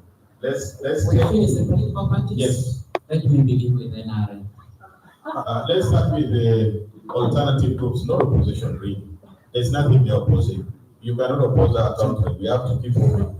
But what alternative agenda do you have? How do we as political parties discourage, promote within the party? Because now we want to win an election. You know the strategies we use, propaganda, bribery, we have to pay people, all that. How is our party prepared to do that? Because some of these, they are either sponsoring rooms, they are moving up and about and creating all this mayhem. And how do we communicate to our campaign teams, the members, the mobilizers, to ensure that we have a debate, we have issue-based engagements, where the citizens have the opportunity to judge and say, surely, so and so is wrong. No. But the way he or she is conducting him or herself, I think this is the right leader. Other than just using fanatical approaches and the anxiety, creating euphoria, and all the confusion, and the issue is not in an election. So how are parties supporting us to prepare, citizens to vote for leaders that can help move our country forward? We can start with UPC, we have GO, we have NRM, because this election, they will be the ones there, and everyone's causing us problems. And from security, then we are busy chasing them because they are misbehaving over us. Let's talk. Thank you, moderator, and all the protocol observed. I earlier on said my name is Fred Walter Menya. I am a PR of Uganda People's Congress, and I am also happy to be a participant. Yes, I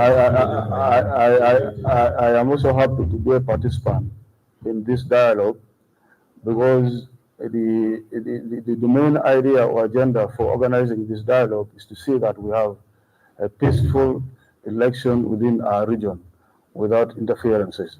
So that has made me very happy that it has come at a time that we are getting ready for the general election of 2026. And we're in the process, as we all aware, that the different political parties have pushed in their candidates for campaigns, and the campaigns are ongoing. Moderator, I want to begin by saying, as UPC, we were ready to see that this country is managed democratically way back 40 years ago. But along the way, we were disorganized by the rulers, not leaders. The rulers, people that came after us, they came with the idea that we were a bad party to this country, and they were like spreading that gospel, preaching the gospel that UPC did nothing for the country. And this went deep inside the generation of today. But as a political party that came before all these other political parties and brought in democracy to our country, I believe we are still on the right track to say that we practice democracy that push our young generations forward. I also want to submit in regards to election violence during campaign and voting period. I want to put this one clear to my comrades, colleagues who are in the media fraternity. You know, each and every tribe has its own culture and the norms that they believe in. So it's so sometimes wrong for you to join them uninvited. I am happy that the head of the media, Mr. Nicholas Okino, mentioned a few of the things that are attaching in regards to how journalists are conducting themselves during this campaign. A situation whereby a journalist is claiming that he was beaten by a supporter or supporters of a political party. The question that comes around, and it's unanswered, is were there other journalists around there? Because I believe such a big function, there could be other journalists from different media houses. Two, the question again is, if you're a journalist, were you invited? Because as we talk now, there are candidates with their journalists that covers them in each and every programs that they run. Now, in this case, you cannot be a journalist and you're not being a professional enough. You're a journalist and you've taken a side. You're a journalist, you are just from your workplace, your comments were very negative about a particular candidate. Then again, because there you were talking and there were a lot of guys there, you decided to say, no, let me join them because at the end of it, all journalists are going to they're going to get something, as in transport refund and so forth. So in this case, you find journalists are not just being beaten. In this situation where you find a journalist because he has his own candidate that is covering and preaching the gospels about, a journalist carries flyers of a different candidate to a different campaign grounds, and he started dissing them out. You see, this is unfair, and this is what is bringing chaos and commotion during campaigns, because the supporters, the people who are there, they are also listening carefully and monitoring situations and the behaviors of the people who are around there. Now, in this case, you are carrying flyers of a different political party candidate because EAC is your candidate. You begin throwing them out. In this case, you are inviting what problems? Moderator, there is being professional in what you do and maturity. Because you cannot be professional, you carry along maturity. You need to be professional and mature enough such that when you're doing your job, you are seen as somebody who is positive. I also advise my media colleagues that whenever you're doing your work, whenever you're doing your professional job, you should be mature and professional. You should not take side in this campaign. Because what we want to see where are we taking our country. The message that we take from the campaigns, for our candidates, is it the message that promotes peace and unity for our country, that unite our people? This should be our area of focus. Not taking side and saying that I am for this particular candidate, I need to say this. This is not going to help our country. This is not going to push us forward. And that is all. Thank you to somebody. Thank you. Wanted to request us, when you hear me beginning to say thank you, actually giving a signal to someone else. We may not now have all the time because I'm balancing it with lunch. We'll have to lunch time. Once they're ready, we'll then go for lunch and come back for the final presentation, then close the processes. Yes, National Unity Platform. You're welcome. Yes.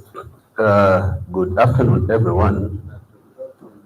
As a reminder, my name is Moses Mawa, the Sub-Regional Coordinator, NUP, Lamu Sub-Region. I am happy to be in this kind of dialogue, and I wish Uganda Human Rights Commission would have done it a little bit earlier. But also, at the same time, I am scared. Because if you can see this room, about 90% is full of security agents. So I hope our safety is paramount. Because as NUP, the Uganda police always take us as their enemy, but we are not your enemies. Let's go to the point. This one, I'll respond to the Electoral Commission. I think in this election, the Commission has failed their roles and responsibility. And most of their roles, they have left it to most of the RDCs in this country. For example, as a leader, I traverse Lamu sub-region to allocate venues for my candidate, Honorable Robert Sentamu Kyagulanyi, but most of the owners of these venues, they refer me to RDCs. So I want to know the roles and the responsibilities of the RDCs. Now, if you go to RDC's office, they'll tell you that, please, I am not in charge of that venue. Go and talk to the owner. But in the background, you'll find that they are making phone calls to give instruction to the owners of the venues. So what do you have, or what are you going to tell to Ugandans as Electoral Commission? We need you to be open on this, because if you're not open on this, The Ugandans are not happy with you. Then secondly, I'll go to police. Comrades, we love you people, you in the combatant. That uniform you are putting on, we are happy with it because it's a symbol of Ugandan, and we are happy for what you are doing. But what you're doing badly to Ugandans, we need to condemn. I'll just want to take you out a little bit like yesterday, what so far has been registered. It's a very bad image.